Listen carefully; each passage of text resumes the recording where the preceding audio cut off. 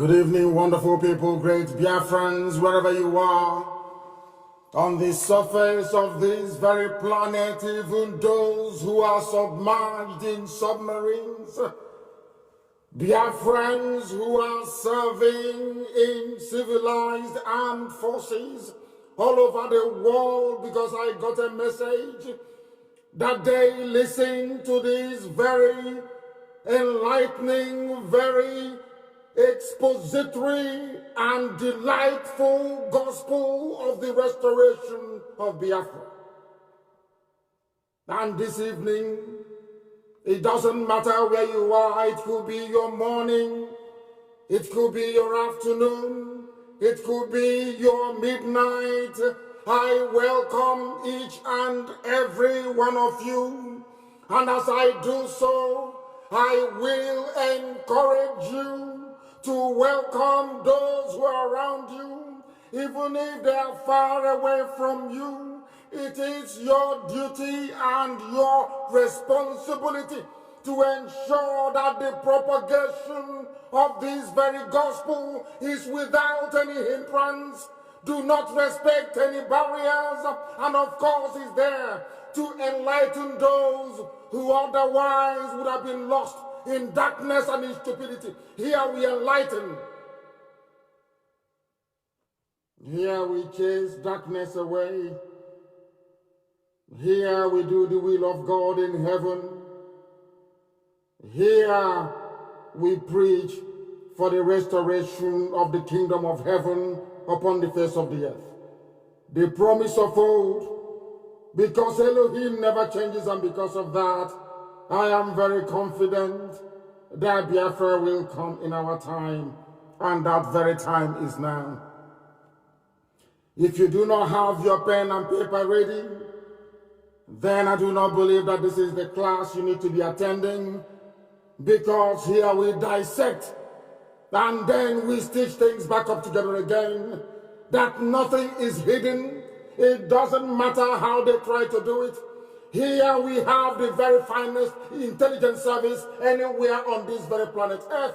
On this very platform, on this very radio Biafra, do we propagate the truth, can never ever be hidden. Wherever you're listening to us from, I can assure you this very moment, this very precise minute, that is light upon you. That is light upon you. Good morning, good afternoon, good evening, and good night to some of you.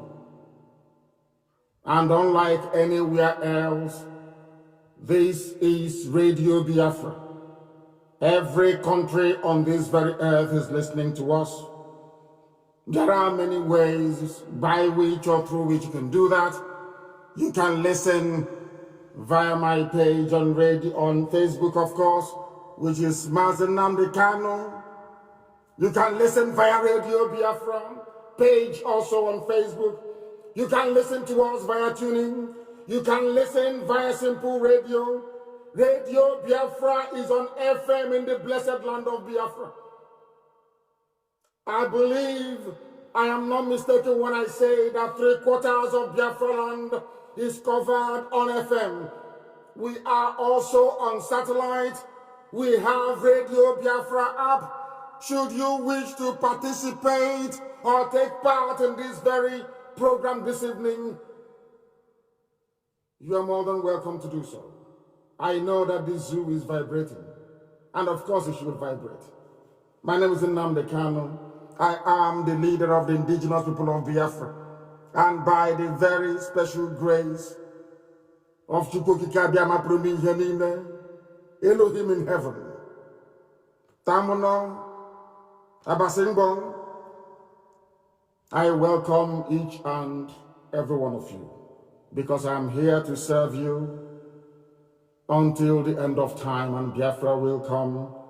And one of the ways through which that restoration will be made possible is by this very relentless dissection of the abomination that is the Zoological Republic. Damnable Zoological Republic of Nigeria.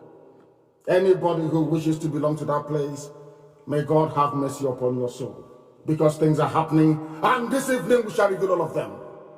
Those things are hiding this evening, and about how the world will know about it. And then you make up your mind where you belong. For me and my household, we belong to Biafra.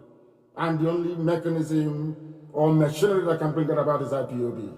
That is why we are steadfastly glued to this very effort without any wavering, without any fear, without any prevarication, without any retreat nor surrender. We are live and the whole world is listening. Do you know how you can determine if a program is live? It is by looking at the clock on your wall, or looking at the wristwatch you're wearing, or looking in front of your phone. It doesn't matter where you are. The time now is exactly 8 minutes past the top of the hour. Regardless of where you are in the world, it is 8 minutes past the top of the hour. In Biafra, it is 8 minutes past 7 p.m. Check it. That is how you know we are live and we are direct. And humanity is at a standstill. Everywhere people are listening.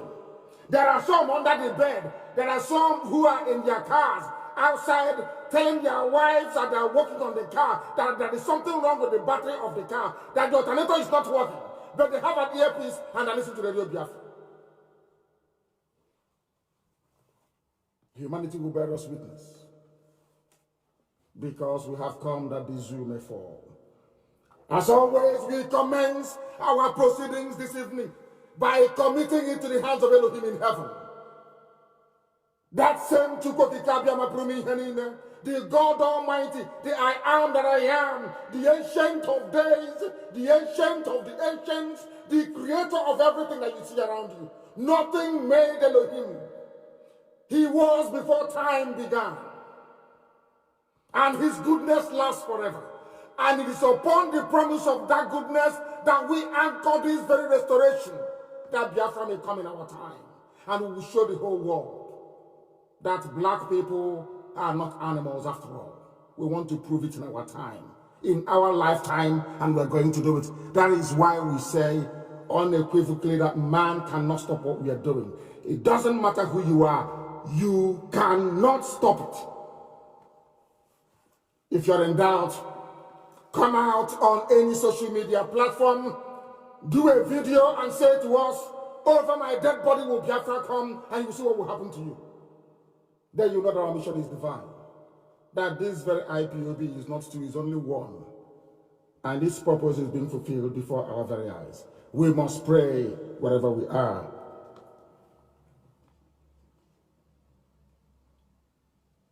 I wanted to pray in the language of heaven, that people are imploring me that they want to understand the prayers that I pray, that I should try to pray in English. And this very evening, with all that is happening around us all over the world, we ask the creator of the universe, the maker of everything that has ever been made, the architect of our existence, the beginning and the end.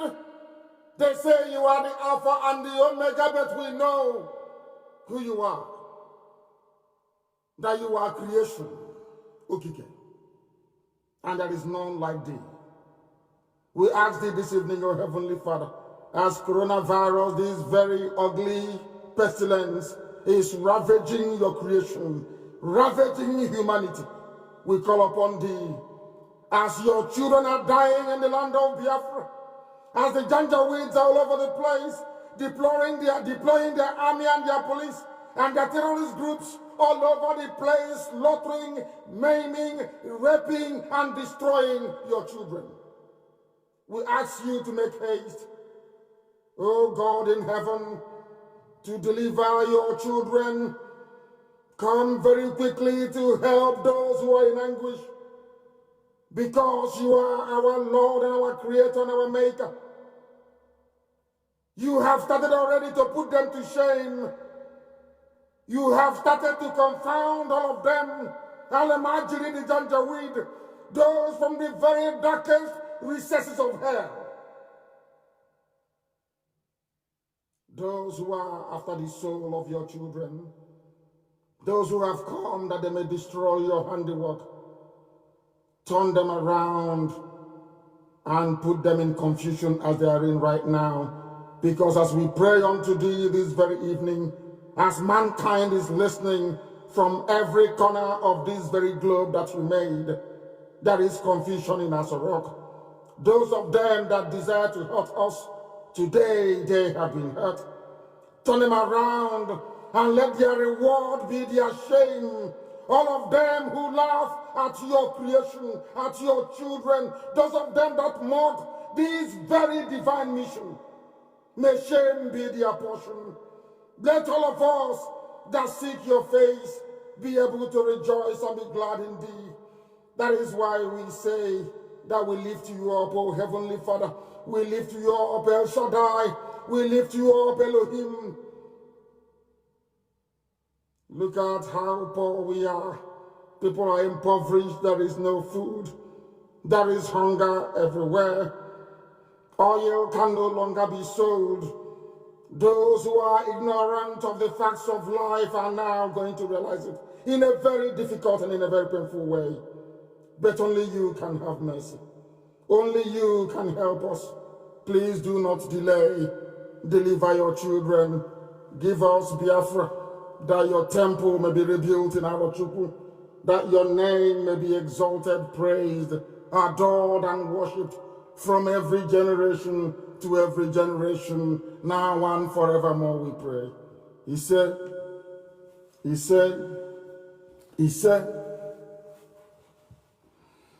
this very evening you must pay very close attention to this very gospel of redemption. Because as the truth is being spoken, the walls of the citadel of darkness is crumbling. As we are live on the air propagating this very gospel, they are panicking. They are panicking in Asorok. Those left alive by COVID-19, they are in a state of panic. Their brains are sterile. They have gone completely mad.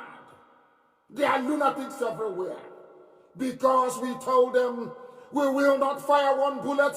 We will drag the entire zoo down, not through any strength that we possess, not through any extraordinary gift that may be attributable to a mortal flesh, but only by the grace of God in heaven, upon whom and in whom this very effort is anchored. That is why we know that the zoo has fallen and will continue to fall. This evening, today is Wednesday, the 22nd of April. The time is 7:15 p.m. in the blessed land of Biafra. We preach the gospel of heaven, that mankind may bear us witness, that when it comes to pass, they will say there was a time they preached this very gospel, they said what was about to come, and in their time and before their eyes, those things came. It happened. The prophetic gift that we possess is from heaven, not made of man. This very evening I start on a very somber note, not because of poor people who are dying everywhere, not because of the fact that they are now saying that they have coronavirus in the blessed land of Biafra. If that is true, we do not know. We are still investigating. But people are dying all over the place, all around the world. We must remember that those who are dying, they have relatives, they have children, they have grandchildren. Some of them have brothers and sisters. Some have mothers and fathers. We must remember each and every one of them and ask God in heaven to please have mercy. I go to what I call a missed opportunity in the life of those who are in the zoo called Nigeria. They must listen very carefully this evening. Today is the 30th anniversary of the Gideon Oka coup. Major Gideon Oka, he was a TV man. He's from Benue State in today's, should I call it political nomenclature in the zoo, Benue. He's a TV man. He is not a Biafran. These were the people that the powers that be convinced that the problem of Nigeria following the 1966 coup was an Igbo man. You must listen attentively to this very gospel this evening. Very important to do so. and sometimes I hesitate to delve into what I call convoluted grammar that may please those who subscribe to the view that mastery of flowery English language somehow confers upon you a particular, or should I say, a degree of intellect. It doesn't wash with us. There are grandmothers who are listening, and for their sake and their sake alone, we tend to modify the way we present this very program, that our mothers and our fathers in the villages may be able to understand and follow this program. To the Alamajiri, it is very confusing to them. They will never ever understand, as I will be able to demonstrate later on as we proceed this very evening with this very wonderful rendition of a gospel from heaven itself. I am quoting verbatim what Major Gideon Oka said. So when I preach what I preach, people should not see it that I'm condemning a particular people. TV man is not Igbo. He is not a Biafran. Gideon Oka, 22nd of April, 1990, this was what he said. That's how we begin this program this evening. This is not just another coup. He was making this broadcast at the Federal Radio Corporation of Nigeria in Lagos when they attempted to take power from Babangida. Listen very carefully. I beg you in the name of God in heaven. Listen very carefully. This is not just another coup, but a well-conceived, planned, and executed for the marginalized, oppressed, and enslaved people of the Middle Belt and the South, with a view to freeing ourselves and our children yet unborn from eternal slavery and colonization by a clique of this country. He said this thing 30 years ago. 30 years ago, 22nd of April. The same thing that I am preaching. The same thing that Nnamdi Kanu is preaching. The same thing that IPOB is propagating. It is not a new philosophy. It is not a new ideology. Do you know why I picked this up? To let people understand that the words used by Gideon Oka are manifesting this very day. Are you not being marginalized, all of you in the Middle Belt? By the South, he was referring to Oduduwa and Biafra. Are you not being marginalized? This is Gideon Oka. In 1990, listen very carefully, he said, we are being marginalized. That is why we are doing this coup. We are being oppressed. That is why we are doing this coup. We are being, wait for it, enslaved. That is why we are carrying out this coup.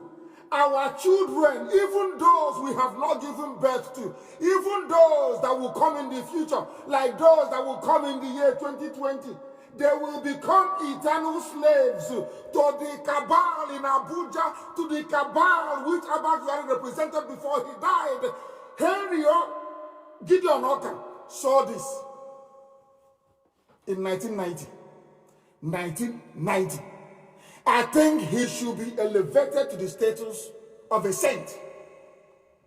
If you're in Roman Catholic Church, in Anglican Church, if you believe in sainthood, I believe that Gideon Oka, he's a TV man, he should be elevated to the position of a saint. He said, the children we are going to give birth to, if we don't do anything now, they will become eternal slaves. You know what happened in Agatu. Some of you know what is happening in Benue State. Do you see that everything that Gideon Oka talked about is happening and unfolding before your eyes? Do you know why I'm dwelling on this? To let you know that once you receive a prophetic message like this, you must do something about it. And do you know the funniest thing? This very anniversary, this 30th anniversary of Henry Oka's coup against Babangida's regime, I'll read out the full text of the speech he made. Do you know why it's very funny?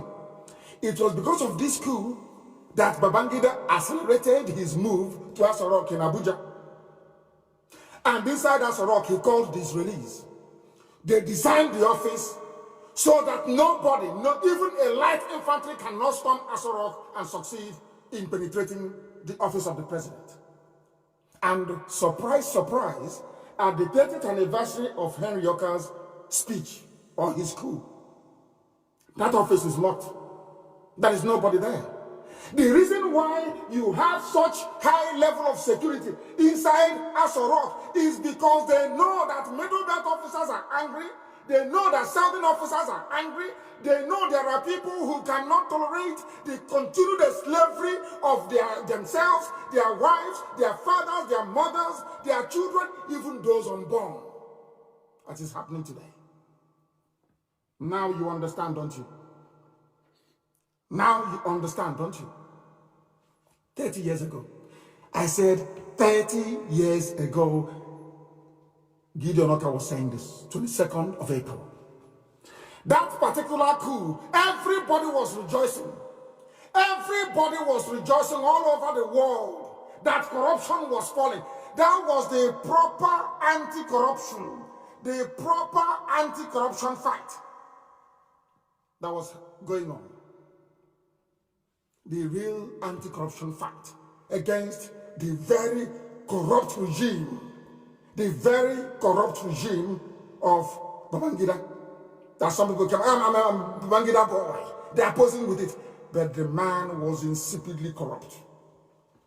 That is why when I see people support corrupt men, I go crazy. I go mental. I cannot handle it. Because evil is evil. Henry Yoka, Gideon, sorry, I keep saying Henry Yoka. I keep saying Henry Yoka. Why Henry Yoka? That traitor, he's in a jail somewhere in the north. He was working for them and they jailed him. This one is Gideon Oka, please, Major Gideon Oka. He was the 9th child born to a family. And what a beautiful name. Levi, which is Levi Oka, C-H-I. If they are Biafrans, if they are Igbo, we'll discuss that later on. The father was a teacher. His village is Gua. He's from a place called, no, his village is Apir, A-P-I-R, in Gua local government area in Benue State. Isn't it very funny? Every revolution, be it in the West Indies, be it anywhere else in the world, always comes from people from once you cross the Benue River. Once you cross Benue River, your thinking changes, you become a radical. Yorubas could have been the same. Yorubas, they have radical people in Yoruba, I mean radical, strong ones in Yoruba land, as stubborn as we are. But it is the influence, or should I say the contamination of Ilorin, that Muslim blood, that treacherous blood in Ilorin, that is holding the Yorubas back. At least I give that to them. Now let me go into details. This is just a preamble to the gospel you're going to hear this evening. That the world may bear us witness that this madness of Nnamdi Kanu is not just confined to the territory, the geography we know as Biafra. A TV man, said the same thing 30 years ago, that the Janjaweed Alamajiri, their aim is to enslave everybody. That is why they are in Ongwa today arresting people. That is why they send Miyeti Yala, their Fulani herdsmen, to go to villages, kill and burn. That is why all the money they borrow, they give it to the EU to be holding, to be bribing people. They get the best consultants in the world. That is why, if you are an ambassador to Nigeria, from any of the EU countries, from Canada, from US, as soon as you come in, $1 million is lodged into your account. So that when Fulani people are going about inviting their army of darkness from Mali and killing people, they won't say a word. They will never say a word. That is what is happening. That is what is happening. That is why all their plots against me will always fail. Because Chuko Kikabiama said I must speak the truth always. Any that stops speaking the truth, I'm gone. You must speak it. It doesn't matter where you are, you will speak it. And that's what I'm doing. Listen to Gideon Oka's speech, 22nd of April 1990. Fellow Nigerian citizens, I don't agree with him, of course. I will call it fellow zoo animals, that's how I refer to it. But he said, fellow Nigerian citizens, on behalf of the patriotic and well-meaning peoples of the Middle Belt exactly what I've been telling you. Middle Belt needs to be a territory of its own. He did not say on behalf of we Nigerians because he knows he is a born and bred child of the East. He knows very well what the truth is. You cannot be pretending you are one when you are not one. You cannot be pretending you are one when a Papa Wharf is clogged up. You cannot open up Iguacha Seaport, which you call Port Harcourt. You cannot open up Calabar. You cannot open up Warren. You cannot open up Onem. You claim you're one country. Only airports outside a particular region is working. You claim you're the same country. We are one Nigerians. So when I see people from Biafra, people from the East, talk about one Nigeria, I feel ashamed on their behalf. I am filled with shame. You have no international airport that can fly abroad. No, you don't. Even the Ethiopian Airways or whatever they call it, it has to land either in Abuja or in Kanu before it goes to Addis Ababa. You have no seaport. The same Atlantic Ocean. They say people go past Warri, One, Iguacha, Calabar to deliver goods in South Africa. They cannot stop there because of the satanic arrangement between compromised Yoruba people and the Fulani. And today everybody is suffering it. Everybody is suffering. Nobody is having fun anymore, are they? You're in the country claiming one Nigeria. We are on Channels TV, one Nigeria. But you are the same people that said that Iguacha Seaport will not open. That was the deal they had. For them to move the capital from Lagos to Abuja, Yoruba had to agree that no other seaport will open in Biafra land. No seaport going to Igbo land. It was Obasanjo that stopped the production of stockfish. And you are aware of that. Before, Aba used to be the capital of second-hand clothing. In fact, textile. Mbaka beauty textile mill in Aba. It was this same clique of people that ruined everything. When I hear people from Biafra land say we are Nigerians, I look at, honestly speaking, I don't have words to describe you. I have no words to describe you. Listen to this very carefully. He said, on behalf of the patriotic and well-meaning peoples of the Middle Belt and the southern parts of the country, I, Major Gideon Oka, wish to happily inform you of the successful ousting of the dictatorial, homosexually centered, prodigalistic, unpatriotic administration of General Ibrahim Badamasi Babangida. Are you listening to what he said? Do you know why I love him? He's a brave man. I love him because he never minced words. What they had in Lagos in those days in Northern Barracks was a cult of homosexuals, of which Abba Kyari was, of course. I know him very well, and I know the boyfriend. You people don't know what is happening in your zoo. Do you think that the curse that was laid on Asarok is a joke? Anybody who goes in there, you either die or you lose a relative. Go now to Asarok, you see what will happen to you. Abba Kyari is the last one. I said it live on air. If you go into Asarok to rule Nigeria, you will die there. Or your family, somebody from your household will die. Ask Jonathan, he will tell you. Ask Obasanjo, he will tell you. Ask Babangida, he will tell you. Ask Yaradua, he will tell you. You people don't know what you're in for. You have no idea that this very movement of IPOB, this Biafra movement, will crush the zoo to the ground. It will crush it to the ground. It cannot survive. It can never, ever survive. That I assure you. You watch and see what is going to happen. I will continue. We have equally commenced the trials for unabated corruption. There's still corruption till today. The same people, the same Janjaweed. Babangida's father is a Yoruba man. He knows that very well. The mom is Gwari. His father is Yoruba. He ran to his mother's people. John was ready to do Rankadede. Babangida is a Yoruba man. We continue. His name is Baramosi. Go and ask anybody they know. Don't they know that? We have equally commenced their trial for unabated corruption, mismanagement of national economy, and wait for it, the murders of Delegiwa, Major General Maman Vatsa with other officers that did not participate in a coup, but mere intentions that were yet to materialize and other human rights violations. Do you know why I respect Gideon Oka once again? He's a lover of the truth. If you don't love Delegiwa, that means you're not a lover of truth. That means you can never ever accept truth in your life. And you can never progress. Sadly, both men lost their lives. But we are not discouraged. No sensible person will be discouraged. None whatsoever. When I told you that Babangida killed Delegiwa, did you believe me? You didn't. Now that Major Gideon Onaka, I'm now reading what he said in 1990. Now you believe me? Everybody knew. Paso bomb. Delegiwa was having breakfast in the morning, and they delivered a parcel to his house. He opened it. The parcel exploded, and all his stomach came out. His intestines came out. Who sent the parcel bomb? John Babangida. And after that, he actually killed the man that organized it.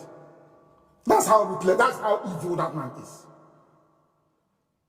Do you know why they killed him? Because he went into all the corruption from MPN. Those who planned even the killing of Delegiwa, even the French were amongst those that planned to kill him because of Fugro. Some of you don't know Fugro. Go and Google it. It was a construction firm. Fugro was in agreement with MPN. Some of you are talking about Ismaila Isafuntua. That was how he got his money. That was how he'll be shocked tonight how I know these things. That was how he got his money. The corruption perpetrated by MPN with Fugro was so much that when Delegiwa died, Fugro representatives in France took out an advertisement in the newspaper and said they're very happy that he's dead. In other words, it is black people helping to enslave themselves for the white man. It is not the white man. It is black people enslaving themselves for the benefit of the white man. That's Gideon Oka's speech. And many more. Gideon Oka said that from the beginning, it has always been the plan of the Fulani Caliphate to dominate. That's what he's saying. But these were the same people that lied to everybody, came into my nation, into my land, into Biafra, went to my own people in the coastal region, Ejo, Ibibio, Efik, and said to them, Igbo man is domineering. Look at what is happening to us today. Who is domineering who now? Who is dominating who now? And the same thing that they are doing now locally by selecting a few people, promising them 2023, they'll give them appointment to defend evil, is exactly what the Europeans have done to us. They select who goes into power in Africa. If they don't like you, as the French have done time and time again, they kill you. And your next door neighbor will be, who will want to own a house in Dubai, in New York, in Paris, in London. They will gladly go in with his village people to say, oh, good riddance, he's dead, let's leave him. African people is we are the architects of our own misfortune. Greed and repudiation of the truth. That is why I love Delegiwa. That is why I love Gideon Oka. I love him so. These are people who stood on the truth and paid dearly for it. But if we all keep quiet, then all their sacrifice will be in vain. But if we pursue this mission to its logical conclusion, then we have won, at least for their memory. I am making this announcement this night for people from Benue, TV people. Do you now see it? Do you now understand it? That exactly what we are doing, what I'm doing was what your own son did 30 years ago. And why everybody must support the collapse of the zoo. You must support it. You have to. You must. I remember a very clever chap. He goes by the name Chimez HM, but I call him Chimez here. Do you know what he said? And I love this so much that I lifted it off his page.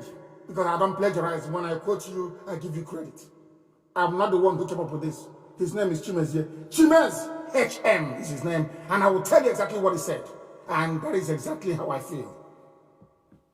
He said, we are fighting demons. He said that the biggest demon we are fighting, there is a problem with our connection. But I don't know why Facebook keeps doing this all the time. I don't know what is wrong with them. Every other thing, on the same network, everywhere else is fine. It's only on my page that they're interrupting it. It's only on my, I don't know what is wrong with them. We are hitting them very hard, isn't it? And the thing I'm going to see. If you don't understand what I'm saying, let the next person interpret for you. People should interpret for them on Facebook and on all platforms where this program is being listened to. We are decimating the zoo from the bottom up.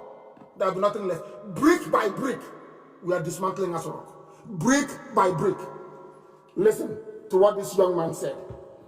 He said that the biggest demon we are fighting is ignorance. Do you know why? Because a black man, not all of us, I must say, not all of you who are listening, please, but a disproportionate majority of black people, we love evil. We love evil. If we don't love evil, you cannot tell me that a young man,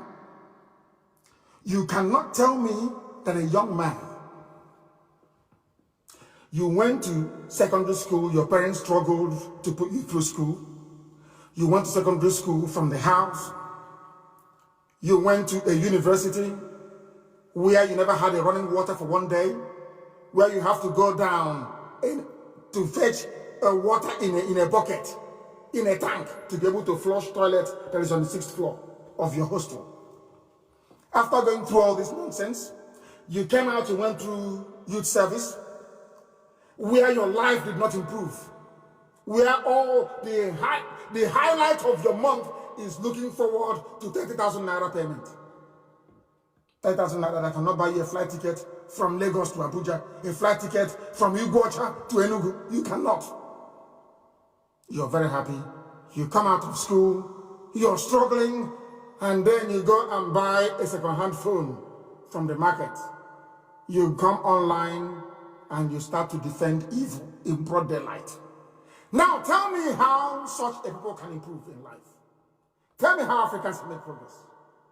After going through all these things, you don't even if you're not doing it for yourself or those, remember your parents that suffered to put you through school. They put you through school so that you can make life better, not just for yourself, but for all those around you. That is the essence of education.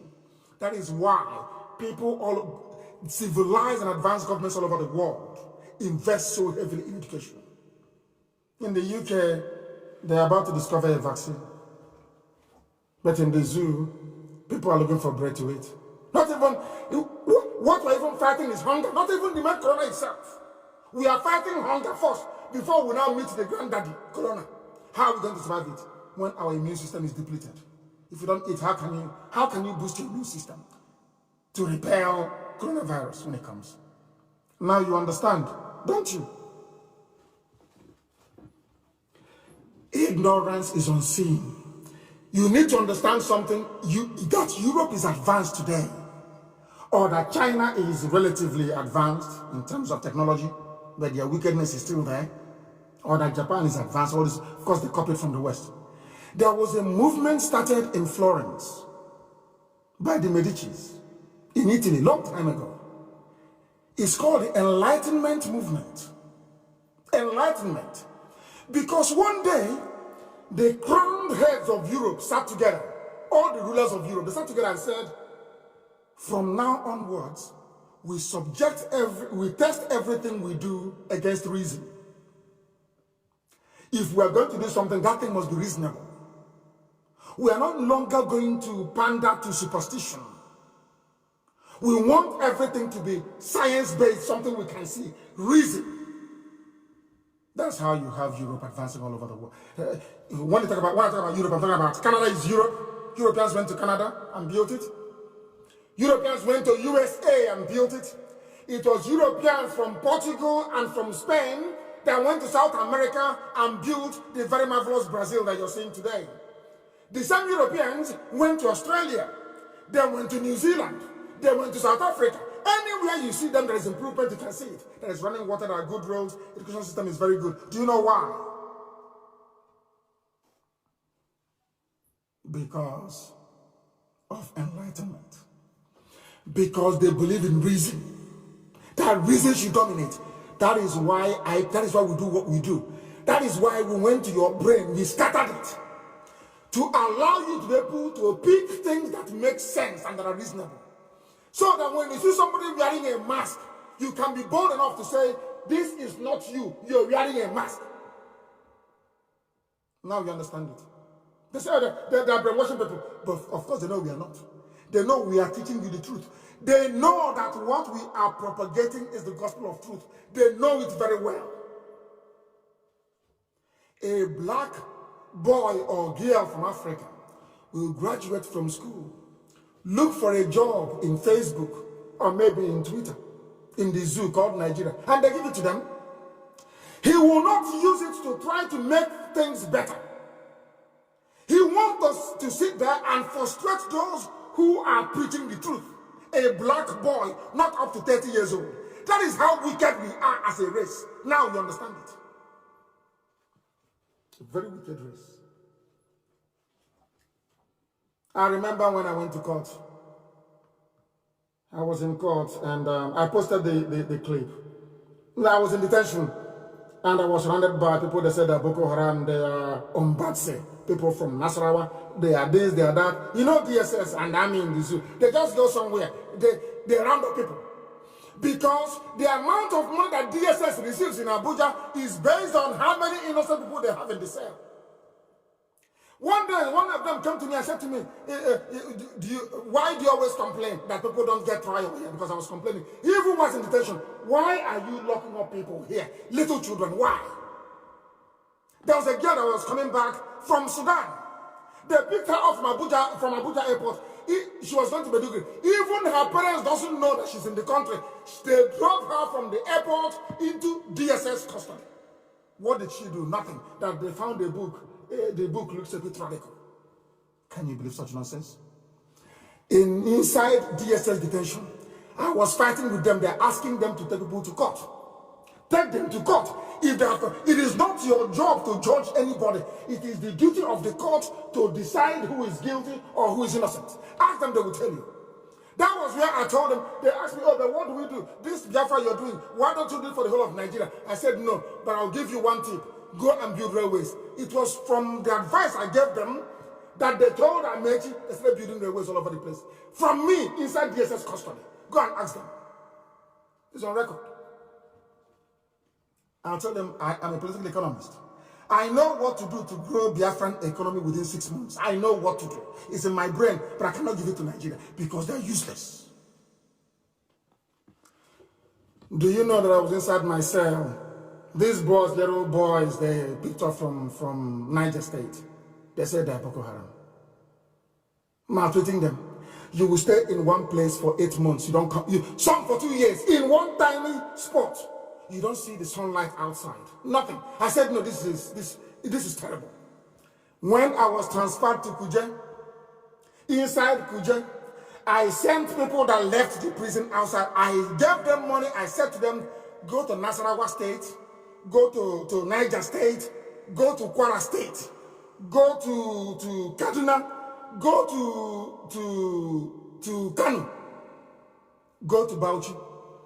These are the names of the people that I was in prison with. They're accused of being Boko Haram suspects. There is no trial for them. They've not seen outside for the past 4 years for some of them. Look for their parents and bring them to Abuja for me. I paid.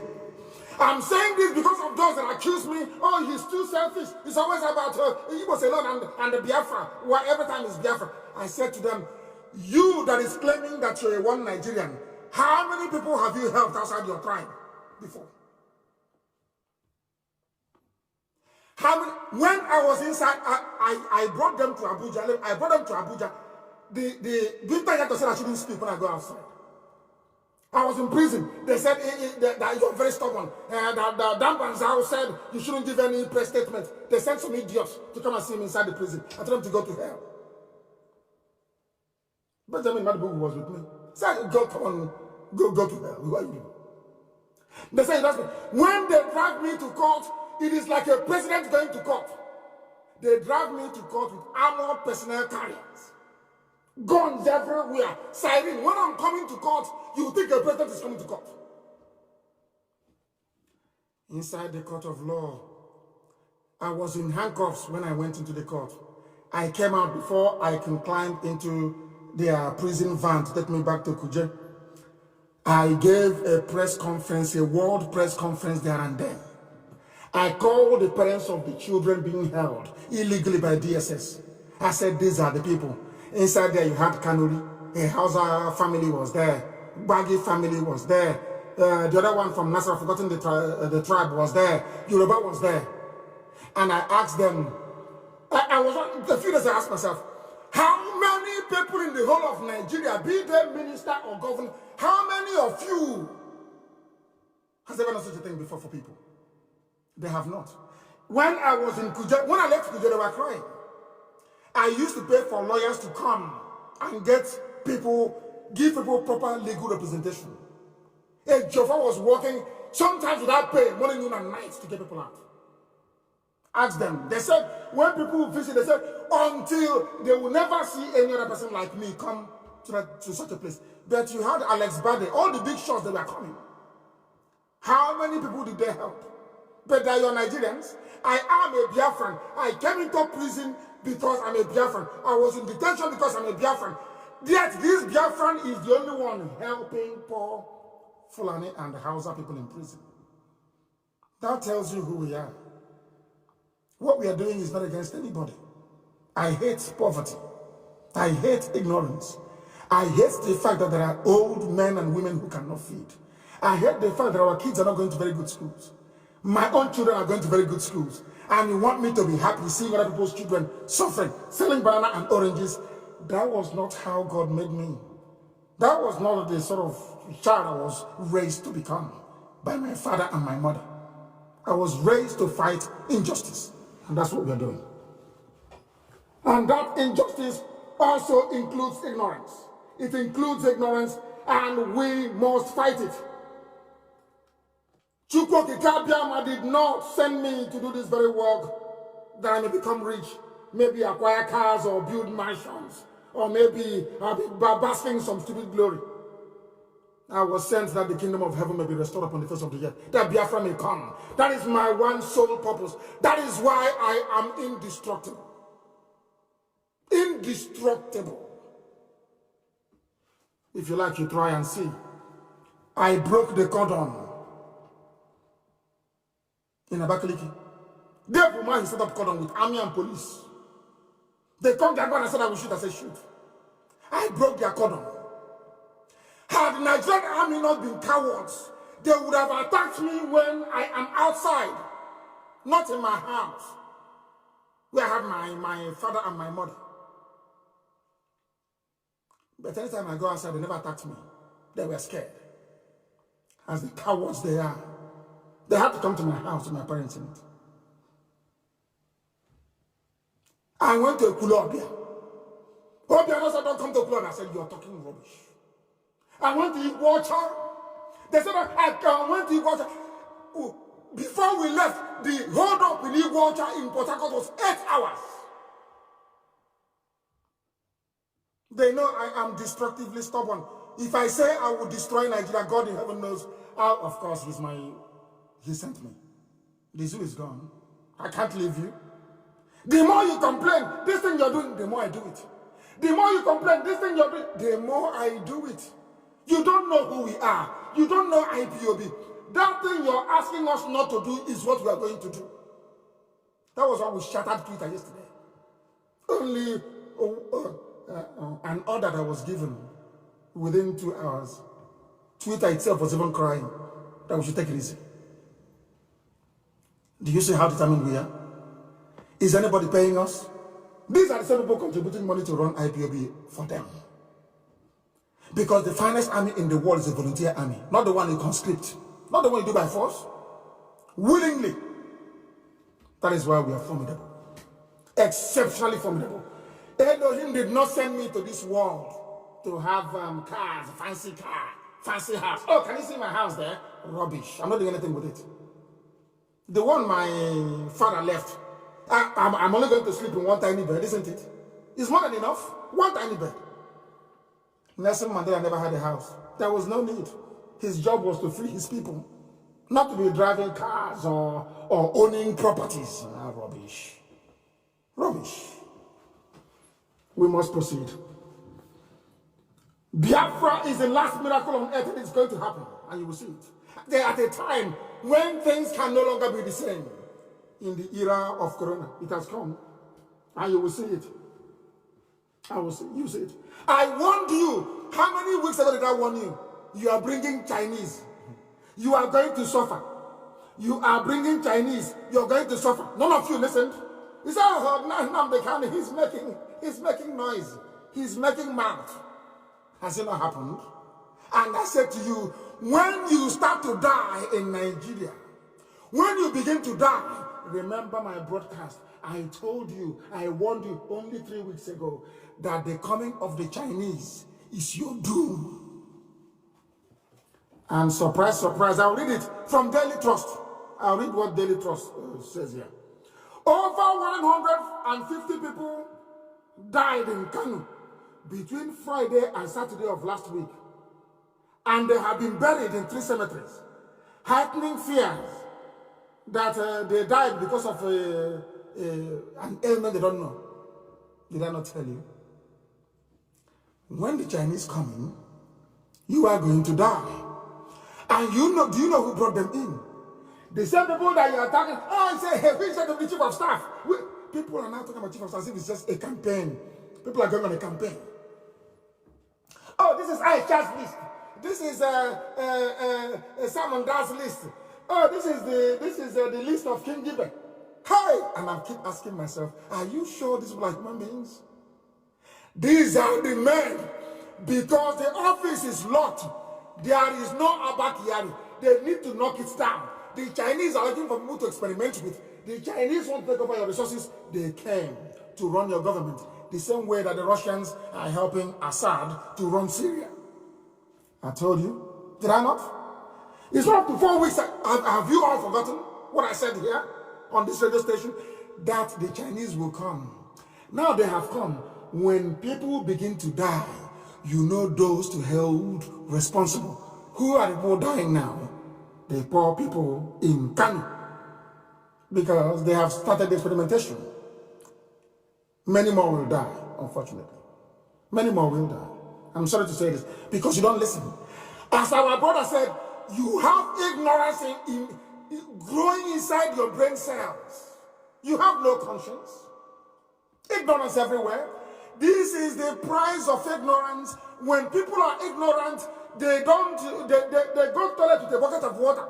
When people are ignorant, there is no light, they run generator. When people are ignorant, they have no roads. When they drive, they fall into a ditch and they die. When people are ignorant, their graduates don't get any job. When people are ignorant, their children can barely feed. When people are ignorant, when there is a pandemic, they are all abandoned to die. When people are ignorant, the army will kill you. When you're ignorant, the police will kill you. When you're ignorant, a politician will give you 2,000 naira to buy your PVC and your life is gone.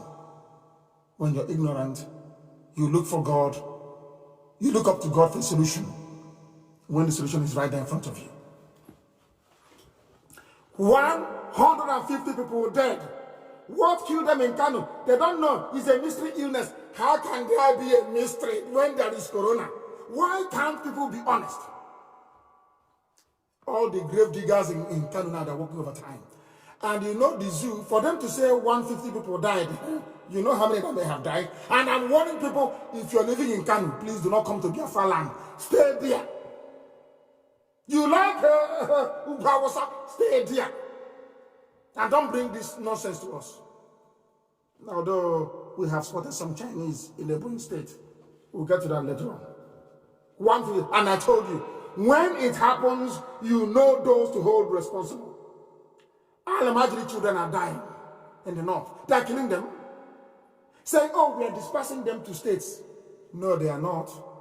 They have brought in the Chinese to use those children as guinea pigs, and they're all going to die. That's what they're doing. Their own children are in Dubai having fun. They're all over the world having fun, driving fast cars, buying power bikes of $400,000.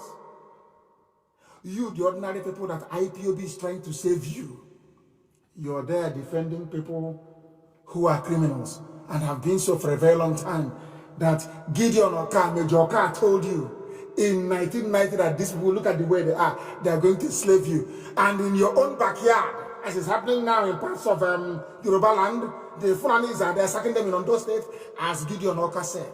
As Mazi Nnamdi Kanu has been preaching, as IPOB has been preaching ever since. It goes in through one ear, it comes out of the other one.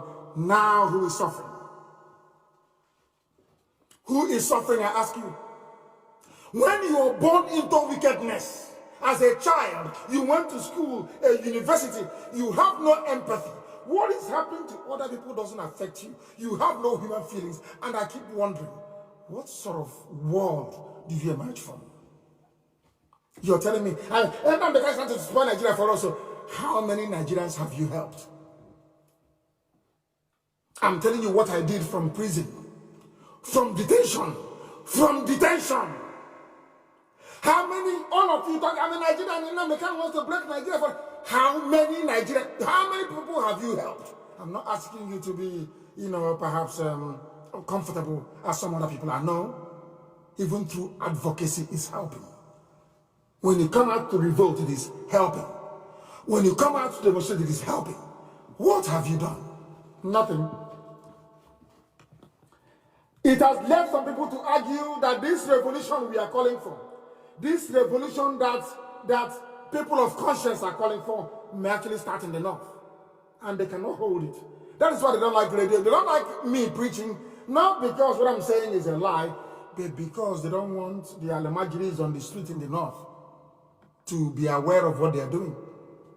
I call it the Niger Delta experience. They tell you, Igbo man is your problem, Igbo man is your problem. You're looking at an Igbo man doing nothing to you, your own brother, your own fellow Biafran. You answer the same name, you speak the same language, everything. And then they went to Abuja to go and rally on Fabacha. And then their eyes opened. They said, all the young money is here, they're spending it. Now, from that day, they realized that the reason why they brought divide and rule, Igbo man is your problem, is when there is a problem in a family, you are messed up. You can no longer solve it. It's an internal problem, a very, very difficult one. Ask them in Sudan and they will tell you. They will tell you.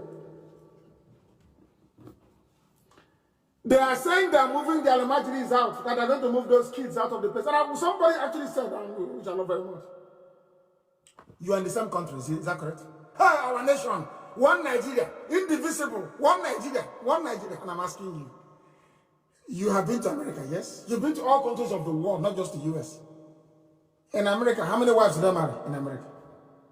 Everywhere you go to, how many wives? There is a uniform law. If you're living in an Arab country where people are entitled to marry 4 wives, that's entirely up to them. They do.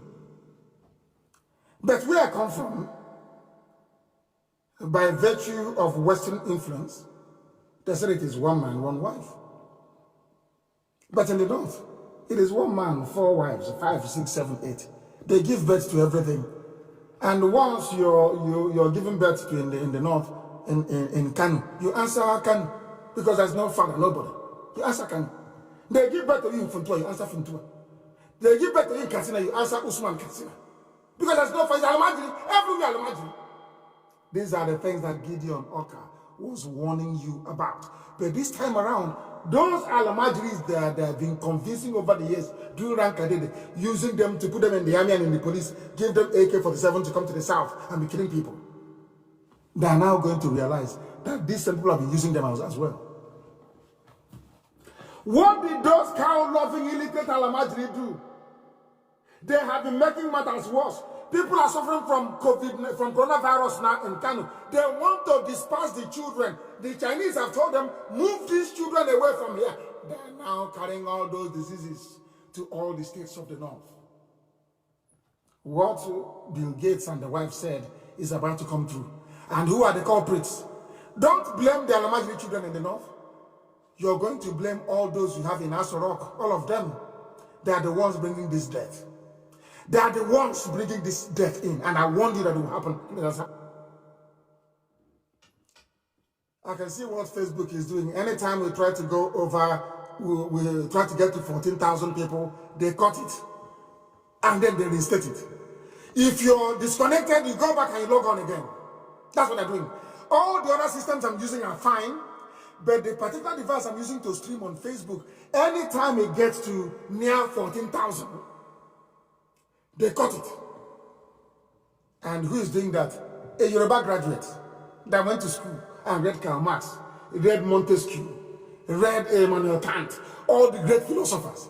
Maybe, who even knows, maybe read Homer's Iliad or Tolstoy's War and Peace. All these things, they may have read it. And maybe he was there as doing philosophy 101, being a radical. Look at what they're doing. These are Yoruba people, Yoruba kids. They are graduates. They're in Facebook. All they're doing is to make sure that the truth will not come out.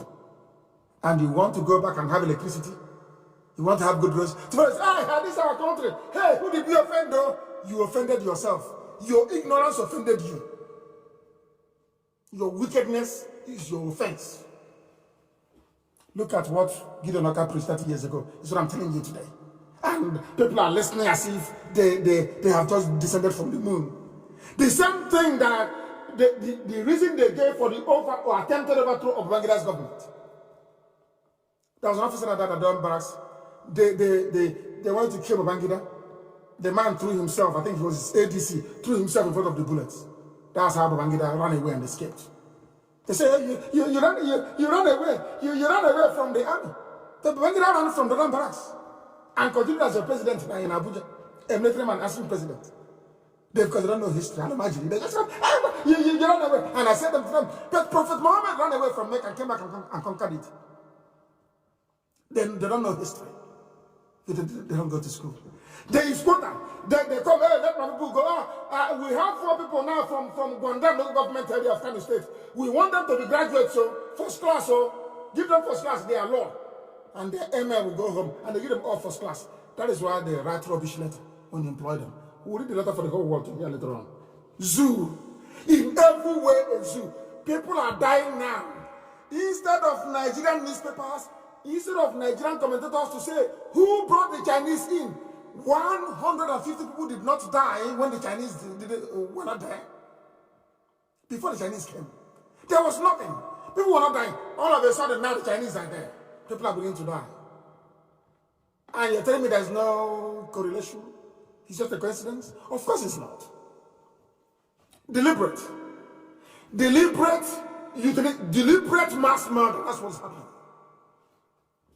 Some of you are pretending you don't know. Hey, this Nnamdi Kanu is causing trouble for us. So you're waiting for your turn. When it gets to your village, typical black man, full of ignorance and wickedness. I preach it. If you don't like it, you go to her. As you're going, they'll call and say, hey, they've taken the light home. Or you, as you're going, an illiterate Alamajiri wearing a uniform will stop you and start flogging you for no reason. That is the price you're paying for your ignorance. That is the price you're paying for supporting evil. Is it very clear? We must continue. They are spreading COVID-19 now from Alamajiri, from Kanu. They have gone there and infected them and are now moving them to all the states around. You hear what happened to the zoo. What is the time now is, what is the time? Is 6 minutes past 8 p.m. in Biafra land. Write it down. Write it down. The only savior will be this vaccine that Britain is fighting to produce within the next 2 weeks. That will be the savior. Or else, 150 dead, that even right now they're digging graves, burying more people. Burying more people. Burying more people. And some of you claim you don't understand what is happening. We are going to evacuate Alamajiri to their states. Is it now in the middle of a pandemic? Instead of you in Kano State to help them together in one place and see what you're going to do with the 4 or 5 wives you marry? No, we are going to send them to their states. How do you know their states? Some are from Chad. Some came from Niger Republic. Some are from northern Cameroon. How do you know? This is what I keep saying to people who are from the south of the zoo. Why don't you reason? In the south, you have Atlantic Ocean as your neighbor. In the north, there is no neighbor. You come and go as you please. Nobody knows which government they come from. Most of the people holding Nigerian passports are Chadians, people from Niger Republic and from Cameroon. They all speak one language, Hausa, and that's it. And they think they are doing it to cheat the South. They think that the reason why it is to cheat the South. They don't know they're storing problems for themselves. 150 dead. In Nigeria, is was telling you that 150 people died, and you believe it? It's 150. It's over 1,000. You know the way there. They want to evacuate them to their states of origin, according to the Gandola himself, the looter, the criminal. All of you saw him on video, taking a bribe. These are the people fighting corruption. That was what Gideon Oka, God forbid, Gideon Oka, that was what he was saying 30 years ago. The likes of Kanu State Governor, Alamajli Governor. Has it done to all of you now? Are your eyes now open now? Have you seen it? That this message we are preaching did not start today. Other people who are not Biafrans, other people who are not Igbo, other people who did not fight the war for Biafra, other people who have seen something. He was a major in the army, and he said, we better divide this country. Now you understand it? The only difference between myself and Gideon Oka is that his boundary is up a bit north, more than mine. And those people that he said should be removed, they are the ones that went Sharia later on. Obasanjo gave them Sharia. Obasanjo gave them Sharia. But when you want to ask for, when you agitate for freedom, they say no. But when the Al-Majri in the north, when Janjaweed agitated for Sharia, he gave it to them. Because Obasanjo is scared. They control the army. You think they're stupid? They control the army. They control the police. If you like, they shoot you. And that's without being of you. You go to Amnesty, they write one report, and then you go to Britain, Britain will tell you that worse things happen all over the world. That is just life. Do you see the mess you're in? Do you see the mess we are trying to dig you out of? Both physically and mentally. And imagine, you did not despise them before the Chinese. Now the Chinese came. China told them, despite with the disease, go in and multiply. And every day is going to multiply in the zoo. And they're in a hurry now. Because the vaccine is going to come out very soon. They're in a hurry to kill as many as possible. And these are what you call your leaders. Elder statesmen. These are the idiots that brought Chinese discriminating against black people inside China, killing black people inside China, humiliating Africans in China. You went and you brought them. And you're saying you're a leader. And you are clapping for them. You're clapping for them. Hey, tell me why God will not punish you. Just tell me why you should have electricity. Tell me why you have a good road. Every day you lament, every day, how good did this to us? So you did it to yourself. We are showing you the way out for everybody. For everybody. If you don't know, let me tell you. Let Jubril come out now. He cannot come out. He's trapped in Cuba. To divert attention, everything rubbish is there. Yeah. Because we slaughtered them on Twitter. Only one command. Only one command. The zoo were crying. And today, they did arrange. Go and ask any governor in your state today. They are holding a meeting. They held a meeting with Jubril. Not face to face, but by the phone. Via teleconference. Do you know why? They don't want them to come to Abuja. After people have been going to Abuja, they don't receive the EU delegation in Abuja. Why? How come the governors cannot go to Abuja? They cannot go to Abuja because the clown there is not Jubril. Jubril is trapped. The one that can speak passable English is trapped in Cuba. They think we're stupid. But you know, ask your local governor now. Call your governor and ask him. Did you have a meeting today with Mr. President? He will tell you yes. Did you go to Abuja for the meeting? He will tell you no. How did you hold the meeting? It was teleconference. They wired the call to Cuba, to Havana, Cuba. because the idiot is still trapped there. They put it, I told you that the thing in Asrock cannot speak. He is taking photos inside Asrock, yes, and video. Then do broadcast from Asrock then. Do broadcast from your office in Asrock, listen. He cannot. And none of you say, President Buhari, choose your chief of staff wisely. All these commentators you have, most of them Yoruba, they know the truth. But out of a combination of fear, ojo, fear, they cannot stand up and say, Mr. President, how come you have hole in your neck? What is the hole doing in your neck? Answer us. When you ask them, what is the hole doing in the neck? They say, leave it for us like that. Somebody that claims he or she has a PhD, you're a doctorate in something, and somebody is wearing a mask with a hole in the neck, visible to the whole world, that they called them yesterday and asked them, what is that hole doing there? Today they call the governors. Oh, don't listen to Nnamdi Kanu. Those boys that ask, I said, if you doubt me, call your governor now. Leave this program, call your governor and ask your governor. Did you have a meeting today or not? With who? Did you go to Abuja? They said, oh, it's coronavirus. We don't want to go to Abuja. But they claim the EU went to Abuja. EU went to Asrock. So if EU can go to Asrock, why can't you go to Asrock? To tell you categorically that the dummy they put there is just somebody wearing a rubber mask in face like Buhari. That's all. All he does is to wave. And you are in one Nigeria. The same thing that Oka said. You see that God we serve is miraculous. The same way God gave humanity Donald Trump is when Donald Trump leaves office that the world will appreciate him. The same way that God in heaven gave humanity Donald Trump. As one prophet said, he said it is to delay, to see if mankind will change their ways. It's just a delay, but he cannot stop the clock.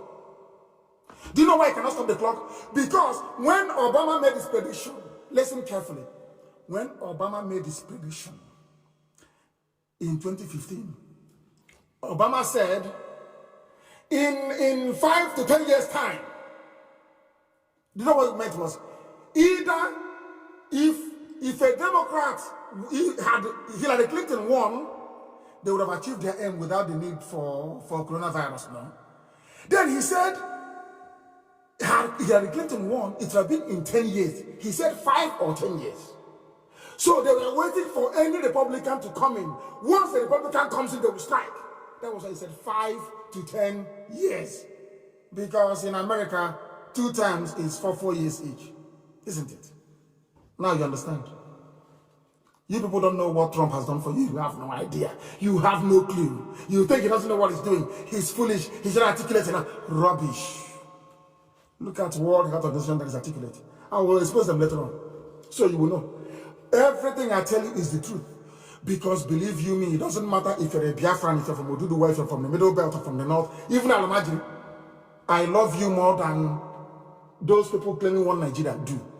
If you're in trouble, if I have the means to help, I will help. That is what, but they can never help you, they can never. Not in a trillion years, they'll never help you. That is the Biafra we are building. A Biafra where people will have empathy and compassion to understand that what affects somebody else's child could also affect your own child. That's what we're building, not the zoo. Somebody went out, consciously went out. All your microbiology professors, they could not develop a vaccine. All you do is you see them on channels. Hey, this coronavirus is a pathogen. It's traveling. It's traveling, you know. But you're a professor of microbiology.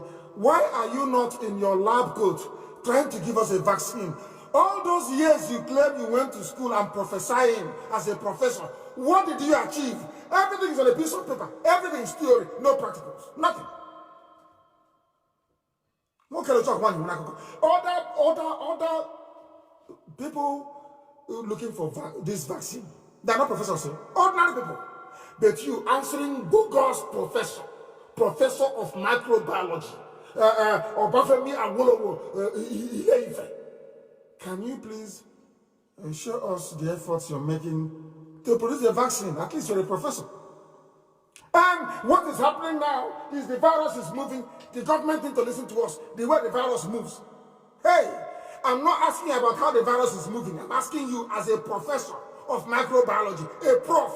You want to be called prof. We call you prof. Prof, what are you doing about finding us a treatment or vaccine for this very dangerous microbe? You read microbiology.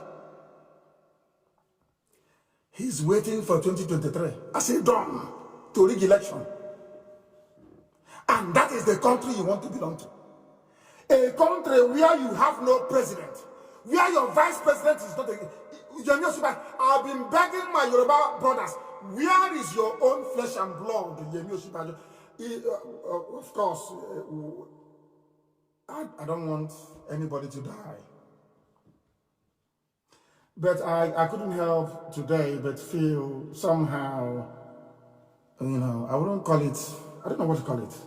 I felt that El Rufai deserved a little bit of, he doesn't deserve anything. He's an evil man. Let me not even go there. But the way he did it, he had a bit of class. I am not well. I follow the regime. Now I'm better. Is that going to stop him from being the governor of Kaduna State? I'm asking all these idiots in Aso Rock hiding Osibajo and the Femi Adesina. Why are you hiding them? There's somebody, Boris Johnson was sick and he said, I am sick. Now I have, because once you announce it, that was what killed Buhari. That was what killed Abakari. Once you do all these things inside the house, you don't let people know. Nobody can pray for you. Boris Johnson said, I'm sick. Everybody wants to pray. Everybody, because he's a nice man. Not man, he's a British Prime Minister. He's a nice man. Hard-working, nice man. People wanted to pray for him. Goodwill. Ordinary midget like El Rufai, midget, another carbon copy of Satan, as small as he is. That is how his evil is 10 times his height. He came out and said, I am sick. His fellow Al-Majri Janjaweed, they started praying for him. Today he's better. But all of you are hiding. If Osibanjo is sick, you tell us he is sick. This is why, because I know what they've done to him. They are killing off everybody that knows about Jubilee. And they cannot hold it. For 3 more years, it's impossible. We are here. IPOB is here. Nnamdi Kanu is here. Let coronavirus finish. Then everything is over. But right now, we are feeding the whole world with the information they need. Every head of state now is aware that the face they are saying of Buhari is actually a mask. Now they're even running from their own governors. Now they cannot be the governors anymore. As I told you, that if you're in Aso Rock, why can't you call? After all, the governor of Borno State went to see you. That's what we are told. That he met the governor of Borno State. So why can't you meet the other governors then? You met the EU, a delegation. Why can't you meet the governors? Because that thing there is not, it's for Photoshop. Waving and smiling. You know, we're holding them in a bad place. I didn't have a job, and they know it. And they're crying. If you listen to Radio Biafra and you don't learn anything, then you know you're a Tibori, but you're destined not to learn anything in your life. Because here we break it down. Can you believe that grandmothers, 90 years old, they are listening right now in Biafra land? How they understand the type of grammar we are speaking, I don't know. But they understand. And they even interpret for their grandchildren what is being said. Because truth, like music, is a universal language. If you hear the truth, you will know. Everybody is going to pay the price that Gideon Oka spoke about. Everybody is going to pay the price that I warned you about 3 weeks ago. This Fulani misrule, this thing that these Janjaweed are doing in collaboration with Channels TV, in collaboration with Punch Newspaper, in collaboration with Yoruba Media, all of you are going to pay a very heavy price. As I warned you, if the Chinese come, you will die. Are you not dying now? All over the place? In Kanu at least? This supporting of evil of Yoruba media. You know, people, they love to misunderstand me. I say Yoruba media, I did not say Yoruba nation. I did not say Yoruba people. I said some of them. Some, and I will continue on this line of attack until they repent. Some of them are evil. Evil. They are the ones supporting this edifice of criminality. A country without a president. A country without a vice president. Hey! That even ordinary... I'm coming to that later on. Let me just hurry up and get there.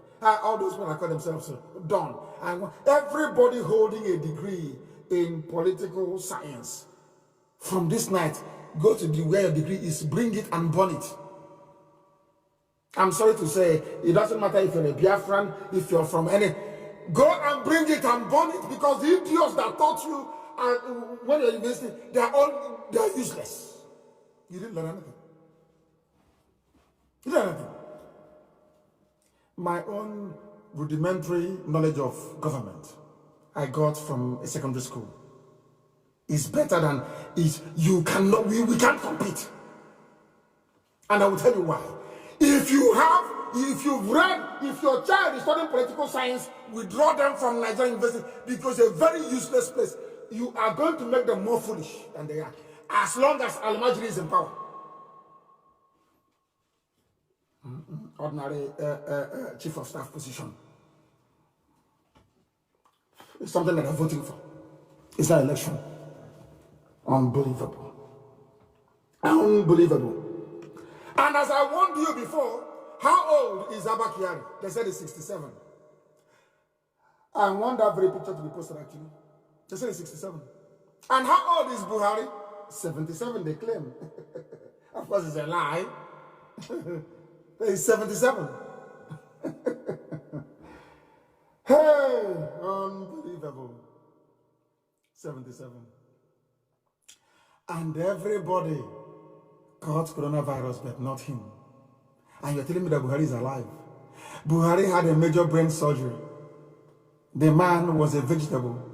He was incoherent. Didn't know if he was going or coming.